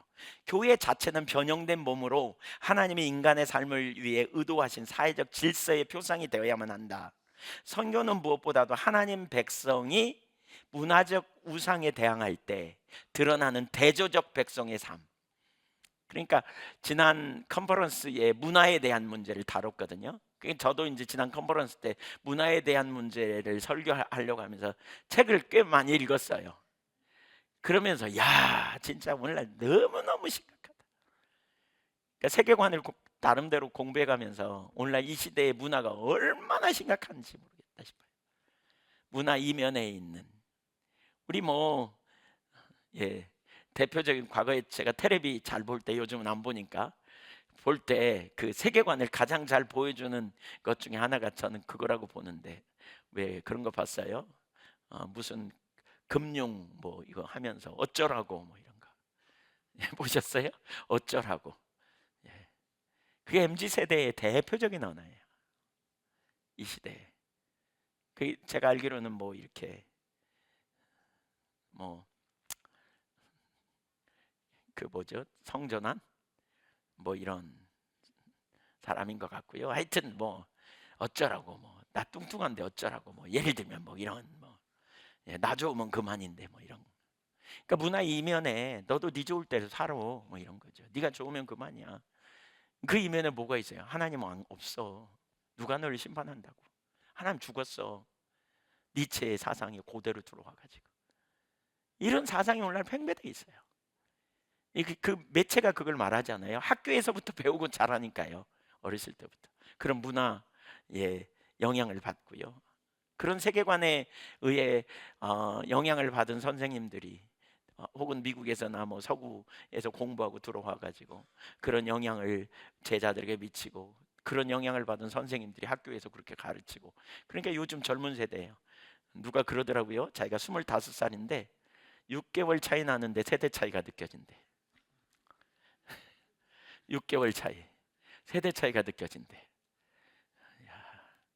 와닿으세요 이거? 그러니 우리 세대랑은 얼마나 차이 나겠어요. 그만큼 점점 시대가 급속도로 변질되고 있는, 변화되고 있는. 그래서 우리가 대조적인 삶을 살아야 되는데, 그런 인간의 삶을 향한 하나님의 창조 계획에 빛나는 예정이자 하나님의 구속 목적의 목표입니다. 교회는 열방 가운데 거주하는 대안적 공동체인 동시에 대조적 사회다. 그래서 사도행전의 짧은 묘사는, 마이클 고인이 지금 얘기하는 겁니다. 사도행전의 짧은 묘사는 교회가 이 새로운 삶을 구현하는 것에 대해 기록하고 있다. 바울 서신들은 교회가 주 안에서 서로에게 헌신하며 급진적인 삶을 살아가도록 격려하는 선교적 목회자를 보여준다. 그러면서 교회가 하나님 나라의 징표로서의 삶을 구현하는 한 가지 좋은 예로서 서로라는 단어를 주목한다는 거죠. 주목해야 한다는 거죠. 그러니까 이걸 주목해요. 서로. 그러니까 가장 우선적으로 선교적 삶을 이루기 위한 중요한 한 가지가 뭐냐? 서로 사랑하는, 서로 한 몸 되는, 이게 필요하다는 거죠. 하나 되는 공동체. 그래서 신약 성경은 교회가 주 안에서 서로에게 헌신하며 급진적인 삶을 살아가도록 격려합니다. 분명하게 그 당시 교회 공동체가 이런 방식으로 살아갔다면 주변 문화의 삶의 방식과는 다른 매력적인 대안을 제시했을 것입니다. 이렇게 말해요. 그러니까 하나됨, 공동체가. 그러니까 이렇게 우리의 공동체가 하나 되는 비결은 뭐예요? 하나님을 사랑하는, 그리고 하나님 나라와 영광을 위한 이 목적을 가지고 하나 되는 거죠. 그래서 여기 이제 그러한 단어를 여기 쭉 얘기해요. 문장을 잠깐 그거 보면 한번 읽어보면 좋은데, 서로 지체가 되었느니라. 아니 그렇게 다 해주면 안 되고, 형제를 사랑하여 서로 우애하고, 로마서 12장 16절, 존경하기를 서로 먼저 하며, 로마서 12장 10절, 또 서로 마음을 같이 하며, 또 너희도 서로 받으라. 로마서 15장 7절. 서로 권하는 자, 또 서로 무난하라. 오직 사랑으로 서로 종로로 타여 너희가 짐을 서로 너희가 서로 짐을 서로 지라. 또 피처 겉면하여 서로 덕을 세우기를. 또 너희끼리 화목하라. 서로 대하든지 항상 선을 따르라. 서로 참음으로 다 읽지 않겠습니다. 이런 단어가 무진장 많이 나온다는 거죠. 제가 11월 5일이더라고요. 제가 언젠가 찾아봤더니 저 예한교회에서 이제 주일 설교를 하려고 토요일 날 밤에 12시 34분이었다 딱 기억에. 설교 준비를 마치고 잠자리에 들라 그랬어요. 근데 하나님이 아니라 그러시는 거예요. 내일 설교 그거 하면 안 된다고, 다른 거라고. 정말 갈등이 생기더라고요. 그때가 12시 34분이라니까요 토요일 날 밤에. 그래가지고요 다시 그때부터 설교 준비를 했어요. 4시 반까지, 새벽 4시 반까지. 그러니까 하나님이 아니라 그러는데 그 다음날 엉뚱한 설교 해봤자 그러잖아요. 근데 그때 설교가 제목이 뭐였냐면, 그러니까 한 주간 내내 제 머릿속에 있었던 게 뭐냐면 서로라는 단어였어요. 서로 사랑하는 것, 하나됨. 그래서 요한복음 13장, 특별히 요한복음 13장 1절이 많이 이렇게 마음에 떠올랐거든요. 근데 다른 복음서하고 다르게 요한복음에만 이렇게 남은 제자 공동체에 주시는 메시지가 요한복음 13장부터 16장까지입니다. 그리고 17장은 이제 그 남은 제자 공동체를 위해 기도하는 장면, 대제사장으로서 그런 장면이 나와요. 그래서 요한복음 3장 16절에 보면 하나님의 세상을 이처럼 사랑하사, 세상을 사랑하사 그랬잖아요. 근데 요한복음 13장 1절을 보면 뭐라고 말하냐면, 한번 읽어보죠. 시작. 6월절 전에 예수께서 자기가 세상을 떠나 아버지께로 돌아가실 때가 이른 줄 아시고 세상에 있는 자기 사람들을 사랑하시되 끝까지 누구를 사랑하되? 자기 사람들. 여러분 되게 중요해요. 자기 사람들을 사랑하시죠. 그러니까 여기 보면, 그러니까 세상에 있는 모든 사람들이 아니라 이제 관심이 13장부터 16장까지는 예수님은 제자 공동체에게만 주시는 메시지예요. 그 앞부분은 제가 그날 그걸 읽다가 처음으로 이제 그걸 보면서 특별히 그랬구나 이걸 깨달았는데, 서로라는 단어도 8번 나옵니다 여기. 그러니까 제자 공동체가 어떻게 세워져야 될지를 집중적으로 말씀합니다. 제자 공동체에게 필요한 메시지를 집중적으로 줘요. 그러니까 참 특별하잖아요. 세상에 있는 모든 사람들을 사랑하신 주님이 그날은 특별히 자기 사람들을 사랑하셨대요. 그러니까 제자들을 특별히 사랑한 거예요. 뭘 의미하는지 아시겠어요? 제자 공동체가 잘 세워지기를 주님은 원하신 거예요. 제자 공동체가. 그러니까 여러분 기억하십시오. 모든 교회가 교회입니다. 유니버셜 처치죠. 우주적 교회 그럽니다. 그러나 로컬 처치가 있어요.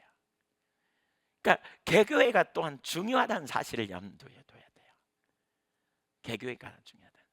제가 이때 이후로요 하나님께서 계속 예한교회에 주신 감동은 뭐냐면 서로 사랑하라는 거예요. 한 몸이 되라는 거예요. 이 부분을 집중적으로 그 이후부터 다루셨어요.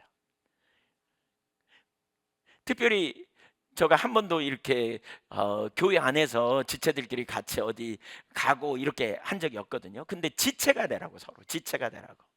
가장 우선적으로 할 일이 지체가 되라고. 그래서 우선적으로 제가 교회 임원들 중에 장로님들과 권사님들 함께 좀 시간을 같이 보내는 시간을 우선적으로 좀 내기도 했고요. 그 뒤에도 반복적으로 교회 안에 한 지체가 되도록, 그래서 계속 그런 깨달음을 되게 많이 주시더라고요. 그러면서 이런 생각이 들었어요. 어느 날은 제가 그 2부 예배 시간에 이렇게 1부 예배 시간인가 나오기 직전에 찬양하고 나오려 그러는데 그때 갑자기 이런 감동을 주셨어요. 너희는 나의 다 자녀들이다. 그러니까 너희는 하나야. 이런 마음을 주셨어요. 그래서 제가 그날 아마 예한교회 성도님들은 아실 거예요. 여러분 하나님이 여러분의 아빠 맞으시냐고 그랬더니 맞다고 아멘 그러더라고요. 별로 대답 안 해서 제가 다시 물었어요. 그랬더니 아멘 그랬어요. 그러면 우리는 하나님의 자식들이고 우리는 다 형제들이라고. 그래서 인사 좀 하자고. 그랬더니 그날따라 유별나게 여기서 여기까지 가고 막 인사하고 그러더라고요. 뭘 하나님이 하시려고 하는지 제가 그 뒤에 쭉 이렇게 보면 이게 선명히 보여요. 우리가 하나됨이 얼마나 중요한지 몰라요. 그러니까 교회 안에 공동체가 서로 돌보고 사랑하고 섬기고 이걸 통해서 하나님 영광을 드러내는 자리에 가야 되는 거죠. 지난 성탄절날, 성탄절인지 그 전날이, 그 전날이었나? 성탄절이었을까요? 헌금기도 하는데 그 서로 사랑으로 섬기라고. 그러면서 저에게는요, 이렇게 하나님께서 그 요양원에 있는 근무하는 분들이 딱 생각이 나면서 그분들을 섬기라고 이런 마음을 주시더라고요. 그래서 제가 혼자 할까? 이거 나눌까? 그러다가 그냥 지나가다가 설교 마지막 부분에 그런 영역이 이렇게 나와서 제가 나눴습니다. 많은 분들이 이 한교회 많은 성도님들이 동참했어요. 이래. 그래가지고 섬기는 분들, 또 함께한 분들, 또 좀 같이 나누면 좋겠다 이런 분들 여러 분 같이 나눴습니다. 목회자 중에도 일부 나누게 되고요. 어려운, 좀 힘든. 왜 하나님이 이렇게 하실까라고 보니까 하나 되길 원하는 거예요. 하나 되기를. 여러분 현재 여러분이 섬기는 교회에서 이사갈 계획인, 교회 떠날 계획이 있는 분 손 들어보세요. 네. 네, 뭐 차마 손 못 들겠지만, 네. 제가 이 한교회에 떠날 분 계획이 있는 분 손 들어 보랬더니 아무도 안 들더라고요. 네. 그렇다면 우리는 주님 앞에 가는 날까지 같이 살아요. 예. 요한 웨슬리가 그러거든요. 목회가 뭐냐고 누가 질문했던가 그랬더니 뭐냐면 하늘 가는 길을 함께 가는 거라고. 저는 그걸 보면서 제가 목회가 뭔지를 깨달았거든요. 그러니까 목사는 보내고 자기는 안 가고 이런 게 아니고 같이 더불어 가는 거예요. 그냥 우리 가는 거예요. 그냥 하늘 가는 길을 가는 거예요. 그러다 보니까 같이 들고 가요. 같이 나이도 먹어가고 그냥 그렇게 가고 같이 가는 거예요. 그래서 어느 시점이 되면 우리는 다음 세대 이양하고 수렁에 발 넣었다가 빼놓으면 그 다음 세대가 또 넣어가지고 하겠죠. 근데 하나님이 우리 그만하라고 오라 그러면 빼고 가는 거죠. 그냥 너무 미련 둘 것도 없어요. 왜? 주님이 하실 거니까. 여러분이 안 하면 안 될 것처럼 너무 그러지 마세요.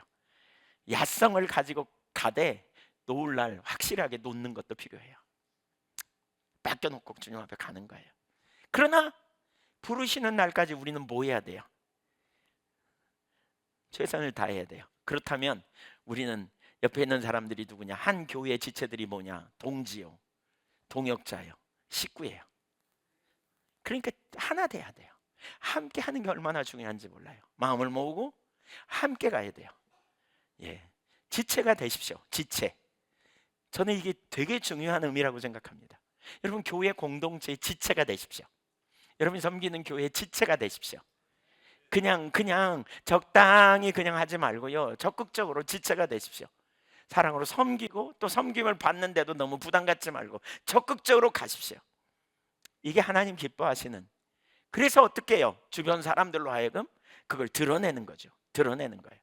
구별된 공동체, 하나님 나라 이루는 공동체, 섬기고 나누는. 또한 한편으로 하나님 나라의 징표로서 교회는 아울러 하나님 나라의 도구가 되지요. 그런 교회는 매력적인 반문화나 대한 사회로서 주변 사람들 하나님께로 이끌 뿐 아니라 하나님 나라의 표지판과 예고편으로서 그러한 하나님 나라가 확장되도록 섬길 것이죠. 이렇게 하나님 나라의 징표 맛보기가 되는 교회를 레슬리 누비기는 복음의 해석자인 교회로 표현하면서 그렇게 사는 공동체는 다른 사회의 체제의 다른 사회 체제의 맛보기, 이런 공동체가 세워져야 될 이유라고 봐요. 맛보기가 될 것이라고 말해요. 즉 반문화 대한 사회가 되는 겁니다. 그는 그런 공동체는 자기 삶에 대한 안으로 굽은 관심을 버리고, 그러니까 우리만 아는, 나만 아는 이게 아니고 그런 자기 희생적이며 밖을 향한 삶은 사회 전체의 삶을 위한 하나님의 구속하시는 은혜에 대한 징표, 도구, 맛보기가 될 것이라고 말합니다. 그러니까 하나 되라. 그러니까 우리끼리 그냥 우리 안에서만 우리만 잘 먹고 이게 아니고 그런 가운데 우리가 어떻게 해요? 이 세상에서 맛보기와 바꿔 말하면 예고편과 징표가 되는 그 일을 위해서 밖으로 적극적으로 나가야 한다는 거죠. 밖으로. 그러나 동시에 안에서 우리는 서로 위로받고 격려받고 세워지고, 이게 너무너무 중요한 거죠.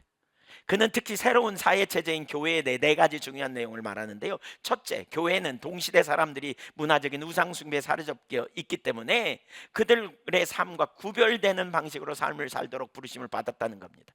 왜 우리가 지체가 되는 게 중요해요? 도전받고 격려받고 또 도전해주고 다른 사람을 세워주고, 그렇기 때문에 공동체가 되는 게 되게 중요하죠.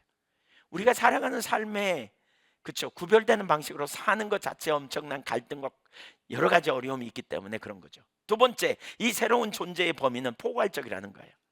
삶의 모든 것이 그리스도의 주대심 아래에 있기 때문에, 그래서 우리가 공동체를 이루어서 격려받고 어떻게 살아가야 될지 지원하고 중보기도 하고 함께 세우는 일이 필요한 거죠. 세 번째, 문화의 우상들을 잘 이해한다는 것입니다. 특별히 문화적인 우상에 대해서 많은 관심을 넷을 유두비게는 기울였고요. 그러한 영역을 우리는 그 체제 아래 그냥 눌려 사는 것이 아니라 변화시키는 그러한 사명이 우리에 있기 때문에, 네 번째, 이 새로운 삶은 공동체적 구현뿐 아니라 문화의 맥락에서 살아가는 삶 모두를 수반하는, 공동체 안에서만이 아니고 우리가 흩어진 교회, 새로운 인류로서의 흩어진 교회, 다른 이야기를 가지고 살아가는 사람들 속에서 우리가 이제 흩어진 교회로서 빛과 소금의 역할을 감당하는, 산 위에 있는 도시인 그런 역할을 감당하는 일을 우리가 해야 한다는 거죠. 교회가 새로운, 그러니까 웨슬리 누비기는 교회가 새로운 사회적 질서를 만드는 데 있어서 가장 중요한 공헌은 그 자신이 새로운 사회적 질서가 되는 것이다. 무슨 얘기인지 아시죠? 소금은요, 어디다 갖다 놔도 소금이에요. 맞죠? 소금이 갑자기 그 주변이 그냥 소금이라 그래서 아니 나 소금 안 할래 이럴 수도 없는 거잖아요. 그 주변이 그냥 물이어가지고 나 안 녹을래, 소금 안 할래 이런 게 아니에요. 소금은 어디다 갖다 놓은 소금. 그러니까 이거라는 거죠. 교회가 그렇게 해야 된다는 거죠. 새로운 사회적 질서를 만드는 데 있어서 가장 중요한 공헌은 뭐냐? 그 자신이 새로운 사회적 질서가 되는 것이라는 거예요. 그러면서 그는 지역교회가 성도들을 그렇게 양육해야 된다는 거예요. 고유의 특성을 갖는, 그래서 하나 되고 섬기면서 그렇게 빚어지고 그렇게 세워지고 그렇게 삶의 현장에서 살 수 있도록 격려하고 돕고, 그리고 그런 헌신된 사람들이 모여서 그 포도나무 교회가 너무 좋은 모델이잖아요. 그러한 그 일을 같이 연합해서 이렇게 해낼 수 있는, 얼마나 소중해요. 얼마나 놀라워요. 이렇게 하내는 거죠, 함께. 저희 그 김정호 목사님이 군선교 되게 잘하거든요. 제가 볼 때 진짜 잘해요. 근데 김정호 목사님 혼자 할 수 있는 일은 아니에요. 이한교회가 더불어서 같이 그 일을 이루기 위해서 했습니다.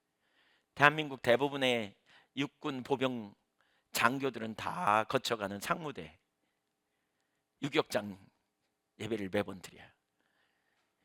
이번에는 육사도 오고 삼사도 오고 보니까 여기 와서 다 훈련받았어요. 거기 섬기는 일 결국 작은 일이에요. 이거 혼자 할 수 있는 얘기가 아니에요. 기갑학교, 여기 기계와 사단 그 기갑학교 여기 있거든요. 그 후반기 교육 받는 병사들 올해도 뭐 보니까 100명도 넘게 교회 안에서 잘 양육해가지고 파송해서 그 각 교회로 이렇게 파송해가지고요. 목사님들이 전화도 여러 명 하는 것 같더라고요. 너무너무 잘한다고.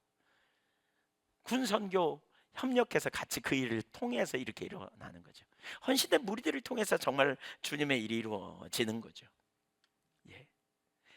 웨슬리 누비기는 만약 교회가 세상을 위한 거룩한 제사장인 자신의 참된 신분을 이해한다면, 교회는 새 창조의 생명의 첫 번째 싹들이 교회에서 양육되어 문화의 통치자들과 권세들을, 특히 성장하는 모든 경제, 금융, 기술의 세계화 영향을 그러한 잘못된 세계관을 뒤집을 수 있도록 그렇게 해야 된다고 강조해요. 그러면서 교회의 모든 도시에서 성부의 사랑을 삶으로 나타내는 공동체로 보이고, 교회가 그 사랑을 보이고 인식될 수 있어야 한다고 말하면서 따라서 사회 체계를 새롭게 하는 일에 대한 교회의 주된 기여는 그 자신이 새로운 사회 체계가 되어야 한다는 거예요. 저와 여러분의 정체성을 올바로 깨닫고 나아갈 수 있기를 소망합니다.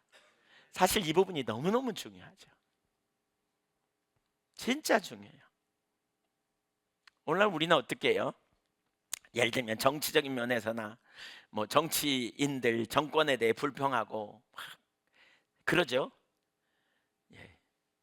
그러면서도 막상 투표도 잘 안 하고 그냥, 또는 목소리 잘 안 내고 그냥 그러기가 우리가 참 쉽죠. 근데 사실 중심에 우리가 뭐 해야 돼요? 회개하고, 교회가 회개하고, 그렇지 못한 것, 책임을 다하지 못한 것, 그러면서 우리가 할 부분을 적극적으로 참여하는 일도 필요하다는 거예요. 저는 선교적 삶에 대해서 이렇게 다루고 나누면서 한편으로 그런 생각이 들었거든요. 제가 지난번에 저희 선교적 교회 그 집회 마친 다음에 강원도 그 속초 옆에 어디죠? 거기서 저희 그 입법회의 하는데, 거기 회의에 참석해서 가만히 앉아 있다가 제가 정말 회개가 되더라고요. 그런 입법회의도 말빨 세고 이거 잘하는 정치 법 연구해가지고 와서 의장 그리고 발언하는데, 가만히 보니까 그분들이 생각하는 방향으로 끌고 가요. 이렇게 정치적인 방향으로. 제가 거기 앉아서 정말 하나님 앞에 이렇게 다시 돌아보게 됐습니다. 저도 보수적이고 신앙적으로 또 그런 경향을 보면 막 인본주의적이고, 어떤 때 정치하는 걸 보면 교회 정치에서도 막 인간적인 방법으로 막 이렇게 하고 미리 뭔가 막 만들어 가지고 와서 그냥 다 짜가지고 와서 막 하는 걸 보면 그냥 에이, 예, 피하죠. 피해. 에이, 안 해. 그래서 기회가 되어지면 뭐 교회에 무슨 저희 감리교는 감독 같은 이런 것도 할 수 있는 기회가 있는데, 예, 전혀 전 생각도 안 했습니다. 근데 그날 그 자리에 앉아서 제가 회개하면서요, 하나님이 기회를 주시면 해야 되겠다 이런 생각도 제가 했습니다. 이 피할 일이 아니구나. 이게 피하면 직무유기구나. 이게 뭐 그렇다고 일부러 뭐 선거운동하고 이럴 건 절대로 아니겠지만, 그렇게는 절대 안 할 겁니다. 근데 정말 그런 부분이 닥칠 때 뭐 안 하겠다고 도망가는 건 이건 직무유기겠구나. 그 시대에 그곳에 왜 에스더를 두었을까요? 그 상황에 에스더가 그랬을까요? 하필 나 있을 때, 하필. 제가 전에 그랬거든요. 전에 섬기던 죽전교회에서 하필 저 있을 때 JMS가 가서 거기다 건물을 짓고, 하필 저 있을 때 거기다가 점쟁이가 저 이구에 위에 있던 마을에서 밑에 내려가고 교회 밑에 크게 집을 짓고, 하필 저 있을 때 불교가 그냥 거기다가 땅을 샀대. 건물 짓는다고. 하필 나 있을 때. 나 없을 때면 괜찮아. 내 중보기도 좀 해주면 그냥 털어버리겠죠. 근데 하필 나 있을 때.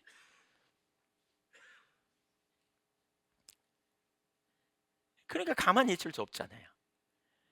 그러니까 참 어렵지만 그냥 밤낮으로 가서 기도했어요. 밤낮으로. 하나님 막아주세요. 예수 이름으로 안 될지어다. 막 그러면서 그 점쟁이 와서 막 구슬 막 꿍깡꿍깡 하는데 감나무에 걸터 앉아가지고 안 될지어다. 나사렛 예수 이름으로 비료 처먹을 놈아 막 이러면서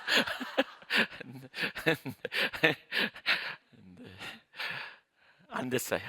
다. 세 가지가 다 안 됐어요. 사실 우리가 이 시대에 주어진, 여러분이 있는 삶의 현장, 우리가 있는 삶의 자리, 피하고 도망갈 것인가 직면할 것인가, 어떻게 해야 돼요? 그냥 불평만 하고 그냥 그러고 안 맞아갖고 난 도망갈 것인가? 아니잖아요. 에스더가 뭐라 그랬을까요? 해필 왜 나한테 오냐고. 그냥 못 들으면 좋겠는데 왜 하나님이 우리를 그 시대에 거기 두셨는지. 그렇지, 어떤 의미에서는 지금 우리가 이 시대에 이런 분 몰랐으면 좋겠는데 알았어. 이제 선교적 교회 이대로 살면 안 되잖아요. 그래서 우리는 정말 우리 자신이 무장해야 돼요. 저는 제가 학교만 해도 그렇습니다. 보니까 저는 틀렸어요. 제가 다음 세대를 어떻게 아니 제가 그냥 금융을 연구하고 막 미디어를 연구하고 막 어떻게 해가지고 막 막아서기는 저는 너무 늦은 것 같아요. 제가 할 일은 뭐냐면 다음 세대를 잘 세우는 일이에요. 그런 것 같아요. 그렇게 해보려고요. 잘 준비시키고. 그래서 진짜 이건 심각한 일구나. 다음 세대를 정말 잘 세우지 않으면 안 되겠구나. 무장되는 이런 일. 예, 이런 일 필요하구나. 지금이야말로 그래서 정말 그런 일들이 너무너무 필요한. 네슬리 누빅은 하나님 나라의 징표와 도구로서의 교회의 정체성에 대해서 교회의 일치와 관련해서 하나의 좋은 예를 들어요. 그러니까 일치, 교회의 일치 이런 영역. 만약 교회가 다가오는 세상의 맛보기라면 교회는 다가오는 화해된 세상을 신실하게 보여주는 한 몸이 되어야 한다. 이렇게 말합니다. 교회의 일치는 바로 그리스도께서 이루신 구원, 곧 그리스도 안에서 만물을 하나로 통일하는 그 구원의 표지, 도구라는 거죠. 교회가 일치됨, 하나됨 너무너무 중요하죠. 그래서 그리스도 안에서 통일시킬 날에 대한 예고편, 하늘과 땅의 모든 것을. 그래서 교회의 일치에 대한 추구는 하늘에 있는 것이나 땅에 있는 것이 다 그리스도 안에서 통일되게 하려는 하나님의 목적이 성취되는 것과 분리될 수 없다. 따라서 교회 자신의 삶에 있는 분열은 근본적인 본질에 대한 끔찍한 모순이다. 이렇게 표현합니다. 교회가 하나됨을 힘써 지키는 일이 너무너무 중요하죠. 예, 하나됨. 예수님의 십자가에서 모든 그 장벽이 허물어졌잖아요. 이 교회 안에 복음의 능력 안에서 우리가 하나됨이 너무너무 중요한 일인 것이지요. 네, 그 일이 실제로 일어나는. 교회는 뭐다? 게시판과 애고편, 예고편. 하나님의 나라가 이런 거야. 이걸 보여주는 거예요. 여러분, 우리가 이런 교회로 세워지기를 힘쓰십시다. 그러려면 뭐 해야 돼? 우리 한 사람 한 사람이 다 그렇게 정말 진리에 동의해서 서야 되고요. 하나님 기준 가운데 따라가는 이 일이 일어나야 돼요. 이 일이. 우리 모두가 동시에 또 다른 한편으로는 그러한 것을 보여주기 위해서 우리가 적극적으로 공동체를 이루고 또 정의를 실현하고 하나님 나라의 뜻이 무엇인지를 우리가 알면 그렇게 적극적으로 선교적인 삶을 우리가 택하고 나아가는 이런, 그리고 일치, 하나됨, 이런 영역, 적극적으로 반응해가는 이런 일이 정말 필요한 거죠.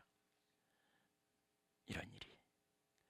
과거에 우리 예양교회 초창기를 생각하면 되게 다툼이 많았었던 것 같거든요. 제 기억에는 막 삐지고 막 싸우고 막. 요즘은 그런 게 거의 없습니다. 몰라요, 또 있는지 모르는데 하여튼 저에게는 없습니다. 그러니까 제가 볼 때는 좀 그런 영역 갖고는 거의 이렇게 문제가 안 일어나는 것 같아요. 그러니까 우리가 하나님을 사랑하는 신앙의 본질에 있고 집중적으로 하나님 추구하면 결국 하나 되는 자리로 가는 것 같아요. 우리가 이런 부분을 나누면 어떤 목회자들과 성도들은 맞는 말인데 어떻게 세워질까, 어떻게 가능하겠느냐 이렇게 말할 수 있어요.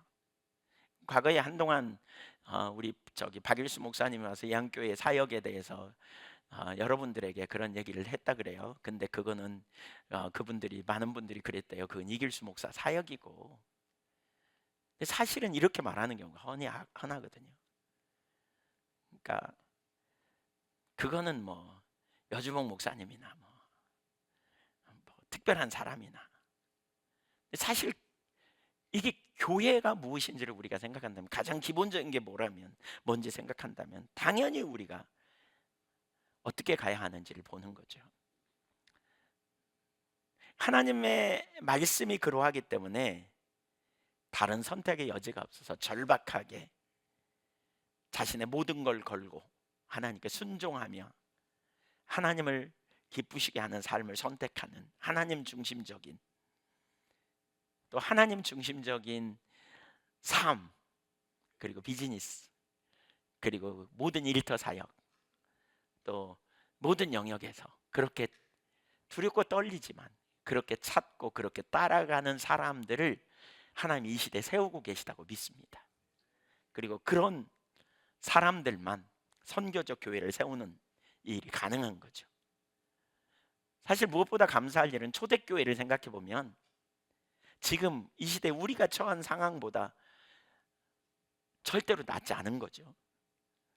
갓 태어난 교회, 어쩌면 숫자상으로도 훨씬 적은, 반면에 주변의 우상 숭배적인 문화의 대적, 기독교에 대한 우호적인 태도도 보이지 않는 그런 상황에 예수는 그리스도다, 큐리오스다, 그 당시에 시저를 정면으로 대적한다고 여기는 그런 문화 속에서 이제 자신들이 동일한 문화에 속해 있는 다른 사람들과 달라져야 한다는 것을 알았고, 대한적 삶, 대한적 성경 이야기로 양육된 대한적 공동체로 살았음을 기억한다면 우리가 이 시대에 어떻게 살아야 하는가라는 거죠. 오늘날 한국 교회보다 훨씬 더 열악한 환경 가운데 살았지만 성경에 의해 형성된 매력적인 대한사회, 하나님 나라의 징표, 표지판과 예고편으로 살았던 그들의 삶을 통해 그 시대가 어떻게 변화되었는지 우리는 살펴볼 필요가 있는 거죠. 초대교회가 급속도로 빠르게 변화된 것은 그들을 통해 전 세계에 놀라운 변화가 일어난 거죠. 그래서 마이클 고인 글을 좀 여기만 읽고 마치겠습니다. 초대교회는 고대 세계에서 부자와 가난한 자, 남자와 여자, 노예와 자유인, 그리스도인과 이방인 사이에 세워진 장애물들을 무너뜨렸다. 이는 독창적이면서도 당황스럽게 만드는 사회적 불가능성이었다. 사회적 불가능성이란 단지 사회 구조 속에서 결코 이루어질 수 없었던 일들이 복음으로 형성된 새로운 공동체 안에서 가능하게 되었음을 의미한다. 강력한 사랑과 자선의 복음은 가난한 자, 고아, 과부, 병든 자, 광부, 재수, 노예, 나그네를 향해 선포되었다. 평범한 그리스도인의 이러한 본보기적인 도덕적 삶은 노마에 만연한 부도덕한 모습과 대조를 이루었다. 그리스도인의 소망, 기쁨, 확신은 무너져가는 제국의 절망, 불안, 불확실성 속에서 밝게 빛났다. 그리스도인의 연합된 모습은 노마의 분열과 다원주의와는 분명한 대조를 이루었다. 그리스도인은 태폐적이고 성적 음란으로 가득 찬 노마 제국 안에서 순결, 결혼 생활의 신실함과 자기 절제의 모습을 보여주었다. 검소한 생활 방식과 더불어 소유와 재산을 관대하게 나누는 모습은 재산의 축적과 소비를 추구하는 세상에서 그리스도인의 삶을 구별지었다.